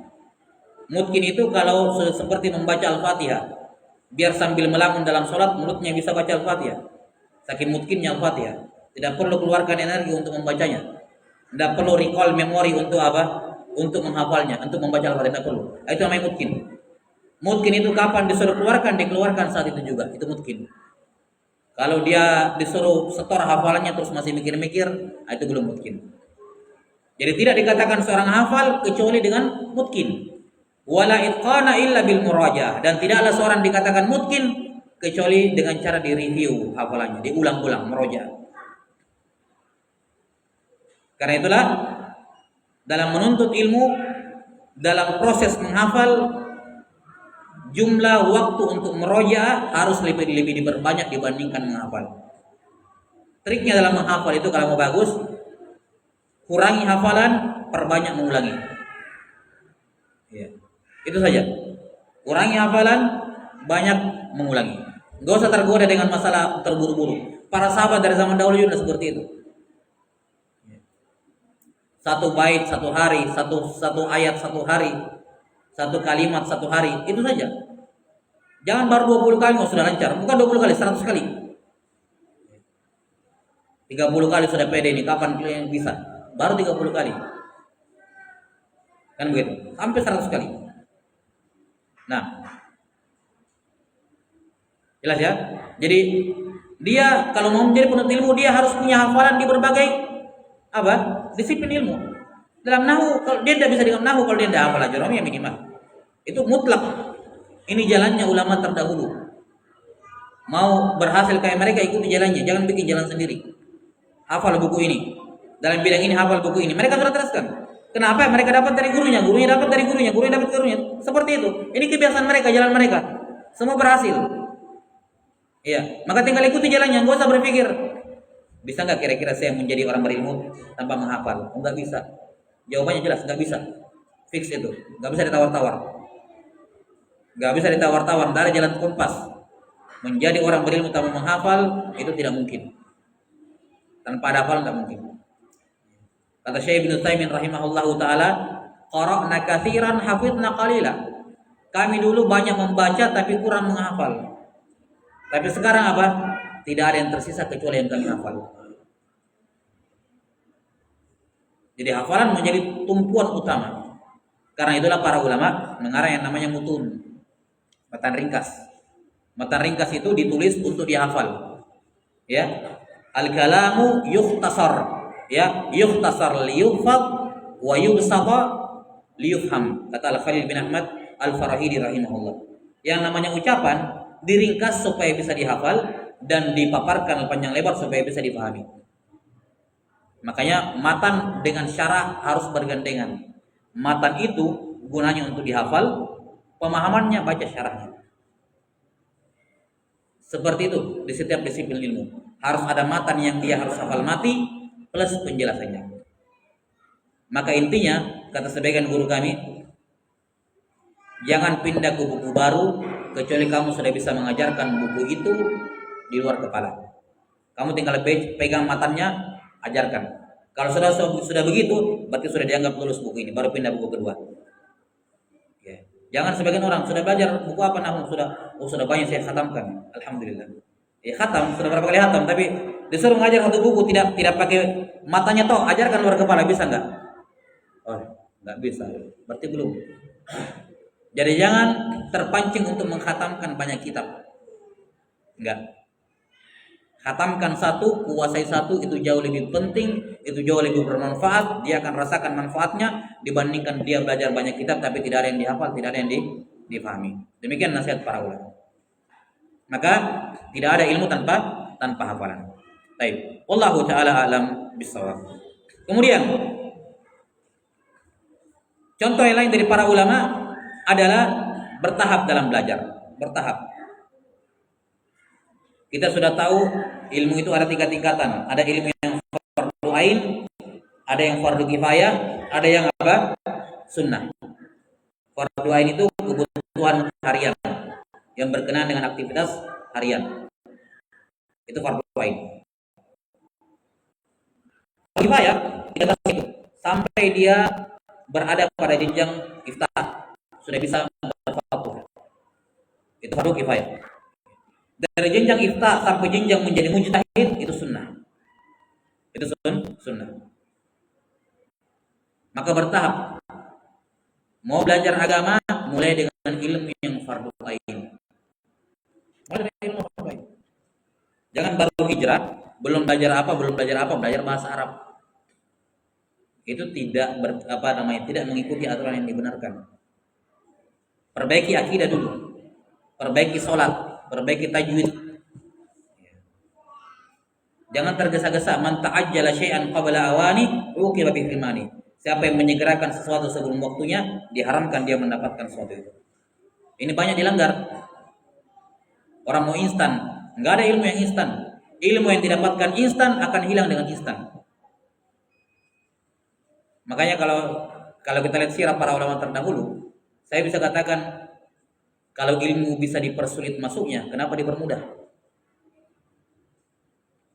Kalau ilmu bisa dipersulit masuknya, kenapa dipermudah? Ilmu itu semakin sulit masuknya, semakin sulit keluarnya. Semakin gampang masuknya, semakin gampang juga dilupa. Kenyataan di lapangan membuktikan. Dulu di zaman belum ada tape recorder, MP3, semua apa yang dilakukan? Mencatat. Datang kajian tabligh akbar apapun mencatat. Sejak mulai muncul tape recorder, pakai kaset ya, mulai berkurang orang mencatat, menghafal rekam saja.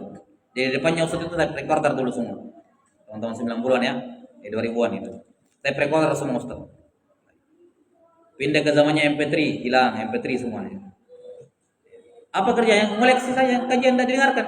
Ya, yakin berapa persen yang dengarkan ulang kajiannya? Apalagi mencatat. Berkurang drastis. Kenapa? Karena dipermudah fasilitasnya. Ilmu itu semakin mudah fasilitasnya, semakin minim berkahnya. Semakin minim berkahnya. Di zaman dahulu orang tidur beralaskan tanah, ya atapnya bulan gitu ya, atau langit. Zaman sekarang santri harus pakai spring bed, AC. Ya. Tidak dilarang, bukan kritikan. Maksudnya berbeda jauh kondisi output yang dihasilkan sama ustaz-ustaz zaman dahulu yang betul-betul kalau belajar yang makanannya pagi cuma nasi sama singkong, ya kan? Kadang cuma bubur, ya. Makan siangnya cuma ini, satu kali sepekan baru makan ayam. Kerasa mentalnya itu terbentuk kesusahannya. Dan ilmu ketika masuk di fase-fase keadaan seperti itu lebih menancap dibandingkan ketika ilmu masuk dalam keadaan santai, dalam keadaan perut kenyang, dalam keadaan tidur tercukupi, dalam keadaan selimut tebal. Itu mujarrab, disaksikan perbedaannya. Ya. Kita kembali, jadi dalam menuntut ilmu bertahap. Mulai dari yang fardu ain. Sekarang orang sudah berani komentar soal guru dalam keadaan Al-Fatihahnya belum beres. Ini dampak efek kayak gini nih. Belum bisa baca Al-Fatihah yang benar sudah berani ngomongin orang. Ya walaupun sudah bagus Al-Fatihah bukan berani boleh ngomongin orang ya, bukan. Tidak boleh ngomongin orang. Ya. Tapi lebih parah kalau Al-Fatihah udah beres. Ini berarti apa? Salah prioritas. Salah prioritas. Perbaiki akidah, perbaiki Al-Fatihah dengan benar. Ya, setelah itu baru belajar yang lain. Yang fardu ain ini diselesaikan, dikhatamkan dulu. Dikhatamkan dulu. Enggak usah belajar yang lain, enggak usah ikut euforia orang belajar ini, belajar itu. Enggak usah terpancing, enggak usah tergoda dengan itu. Pelajari apa yang kamu butuhkan dalam kehidupan keseharian dengan baik. Setelah selesai fardu ain, lihat kemampuan diri. Saya belajar apa? Baik, lompat ke ilmu fardu kifayah. Ilmu fardu kifayah ada dua jenis orang. Ada orang yang multitasking, ada yang tidak multitasking. Kalau dia multitasking, ya jelas ilmu paling pertama bahasa Arab. Baik, kalau dia bisa gandengkan dengan ilmu lain karena dia otaknya alhamdulillah bisa multitasking, maka bagus. Dia bisa menghafalkan dua disiplin ilmu dalam waktu yang bersamaan boleh. Tapi kalau tidak, dahulukan bahasa Arab, yang lain skip. Kata sebagian guru kami, ilmu bahasa Arab itu tidak bisa dipoligami. Jadi kalau mau serius belajar bahasa Arab sampai bisa, jangan campur dengan ilmu yang lain dulu. Kalau merasa, mohon maaf ya, kalau merasa kurang lancar hafalannya, bahasa Arab saya dulu difokuskan. Yang lain jangan, tidak usah ikut-ikutan yang lain. Fokus belajar bahasa Arab sampai bisa. Karena Imam Syafi'i mengatakan al-Arabiyah, lugatul Arabiyah apa? Miftahul ulum, pintu semua ilmu. Tidak peduli ratusan ribuan buku terjemahan yang kamu baca, artikel yang kamu baca, terjemahan semuanya akan mentok di pintu yang terakhir, dan itu tidak bisa tembus kalau kamu tidak bisa bahasa Arab. Maka ini hal yang mendasar. Setelah bahasa Arab beres, barulah kemudian dia pelajari ilmu-ilmu yang lain. Baik. Wallahu taala alam bisawab. Cukup sudah. Masuk zuhur. Ya. Gimana pertanyaan? Hah? Atau azan saya dulu ya? Sudah masuk belum? Belum. 5 menit lagi. Baik, kita isi tanya jawab kalau ada. Silakan.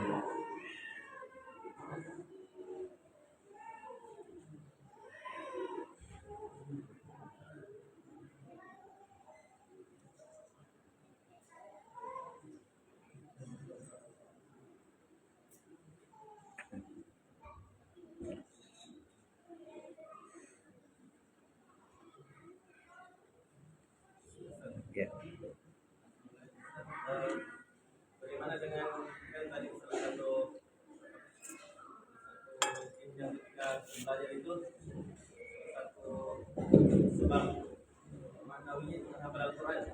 Bagaimana kalau yang sudah dulu mungkin untuk mulai menghafal dulu itu agak berat, maka bisa langsung lanjut ke supaya belajar bahasa Arab. Sedangkan menghafal Al-Quran dia sudah berat. Gimana cara yang menghafal yang lain kalau Al-Quran berat? Iya. Jadi kalau misalnya seorang pernah mendatangi Imam Ahmad, istilahnya orang baru hijrah lah. Baru hijrah, baru tobat, tanya Imam Ahmad, "Ya Imam, apa yang saya harus lakukan sekarang? Mau belajar ini." Kalau orang pada umumnya kan normalnya kalau masih kecil ya, enggak usah belajar lain, selesaikan dulu hafalan Quran karena masih kecil. Tapi ini karena dia seorang pemuda, Imam Ahmad tahu ini seorang pemuda, dia sudah harus belajar hukum-hukum agama. Sudah besar, bukan saatnya kamu menghafal Quran dari kecil. Jangan dibilang selesaikan dulu hafalan Quran baru belajar yang lain. Enggak. Karena sekarang kamu sudah dewasa, sudah balik, sudah hukum, maka Imam Ahmad rahimahullah sarankan langsung belajar ibadah fikih dan semacamnya. Ya. Intinya di sini adalah melihat sesuai dengan kemampuan. Jangan tinggalkan menghafal Quran. Kalau dia tidak mampu, kurangi. Jangan paksakan ketika memberikan target sama diri, jangan langsung kasih target yang paling tinggi. Harus 1 halaman per hari, jangan. 1 ayat saja per hari. Dan kalau bisa, nggak usah ditambah-tambah. Konsisten 1 tapi tiap hari lebih bagus daripada 1 halaman tapi cuma 1 bulan berhenti karena jenuh. Karena apa? Karena jenuh. Jelas ya. Jadi tidak ada dia bilang berhenti menghafal Quran terus belajar bahasa Arab. Sambil hafal Qurannya dikurangi. Ya. Kalau perlu misalnya Al-Quran 1 baris, walaupun sudah sampai 1 ayat, 1 baris lah. Yang penting jangan berhenti. Ya. Seperti itu. Jelas ya? Ya. Mohon nasihatnya Ustaz. Terkadang kita sudah lama belajar. Pertama pertanyaan saya pertama adalah ketika kita sudah lama belajar, tetapi masih sulit untuk memahami ilmu itu. Mohon nasihatnya Ustaz, bagaimana caranya untuk lebih mudah memahami ilmu tersebut. Kemudian yang kedua, ketika kita menghafal, terkadang pada saat di waktu-waktu lainnya itu gampang untuk menghafal, tetapi ketika pada saat jadi imam, terkadang juga ayat tersebut selalu terlupakan pada saat itu. Apa yang menyebabkan hal tersebut, Ustaz? Iya. Iya. Sudah kita sebutkan tadi ya bahwa kalau seorang punya kemampuan secara akalnya, hafalannya bagus, tapi kemudian belum paham, ya dia harus memperbaiki adab. Karena ini sebab-sebab maknawi yang kadang terlalaikan, ini yang menghalangi kita dari keberhasilan. Karena kurangnya adab, baik kepada diri sendiri, kepada guru, kepada perangkat ilmu, yang menyebabkan kemudian seorang itu tidak berhasil dalam menuntut ilmu. Maka adab diperbaiki. Terus yang kedua caranya juga, ya jangan terlalu banyak menghafal. Ya, masalah hafalan itu cuma satu sebenarnya, meroja yang kurang. Seperti saya katakan tadi, ini para ulama sudah wanti-wanti. Kalau mau bagus hafalannya, kurangi hafalan, perbanyak meroja. Itu intinya. Kurangi hafalan, perbanyak meroja. Jelas ya? Hafalannya misalnya 1 hari 1 ayat toh, merojaahnya diperbanyak. Minimal 100 kali, ada yang mengatakan 20 kali, ada yang sebagian menyebut sampai 20 kali, diulang-ulangi. Dan cara menghafalnya pun penting. Cara menghafal itu penting. Harus memanfaatkan semua memori yang ada kalau mungkin. Jangan cuma memori otak yang dipakai, memori mata juga. Makanya saya sebutkan, kalau menghafal Quran, baca saja dulu. Tidak usah dihafal, baca. Perlancar supaya apa? Mata merekam gambar. Jelas ya? Setelah itu, ketika membacanya, jangan menghafal dengan suara kecil. Itu tidak dianjurkan. Menghafal itu dengan suara lantang, dijaharkan. Supaya apa? Telinga mendengar. Karena telinga juga ada memorinya. Bahkan di zaman dahulu kalau di anak-anak kecil sampai sekarang ditulis di mana? Di papan, batu, kayu zaman dulu. Sampai sekarang pun di Afrika kan masih ada seperti itu. Kita juga kalau perlu ditulis. Supaya apa? Memori, tangan juga punya memori. Mengapa? Dimanfaatkan semuanya. Kemudian mulut. Jadi mulut, mata, telinga, tangan. Ini kumpul semua memori. Lupa satu, masih ada memori yang lain. Ini detailnya kalau masalah menghafal ya. Ya, kita tidak bahas tadi karena cuma pointer-pointer, tapi ya, demikian caranya menghafal. Kemudian jangan kayak tadi menghafal di waktu-waktu yang lagi bagus, ya. Jangan paksakan menghafal di waktu yang tidak memungkinkan. Jangan menghafal kata Badruddin Ibnu Jamaah, jangan menghafal di depan sesuatu yang ramai. Ya, menghafal di masjid di depannya orang lalu lalang. Jangan menghafal di depan sungai. Jangan menghafal di padang rumput. Jangan menghafal di tempat yang pandangan kita itu kosong ke depan. Dari pandangan harus mentok, misalnya di sudut masjid menghadap ke dinding. Disebutkan dalam buku-buku adab sebuah cara menghafal. Ya. Jelas ya? Jadi jangan menghafal di tempat yang terbuka begitu. Yang pandangannya bisa luas sampai ke depan, jangan. Terbatasi pandangannya. Misalnya menghadap ke dinding rumah atau yang semacamnya. Iya. Ini semua adab-adab dalam menghafal. Tapi yang jelas yang sepenting masalah hafalan apapun itu satu, kurang murojaah. Itu aja masalahnya. Ya, selain setelah taufik dari Allah Taala tentu saja, ya kurang murojaah. Ya, jadi dikurangi menghafalnya, diperbanyak murojaahnya. Wallahu a'lam. Ya. Sudah tutup atau azan? Tutup saja. Ya. Baik, naktafi bihadzal qadar wal ilmu indallah. Nasallallahu ta'ala yu'allimana mimma yanfa'una wa yanfa'ana bima 'allamana innahu waliyyu dzalika wal qadiru 'alaih. Subhanakallahumma bihamdik asyhadu an la ilaha illa anta astaghfiruka wa atubu ilaik. Walhamdulillahirabbil alamin. Assalamualaikum warahmatullahi wabarakatuh.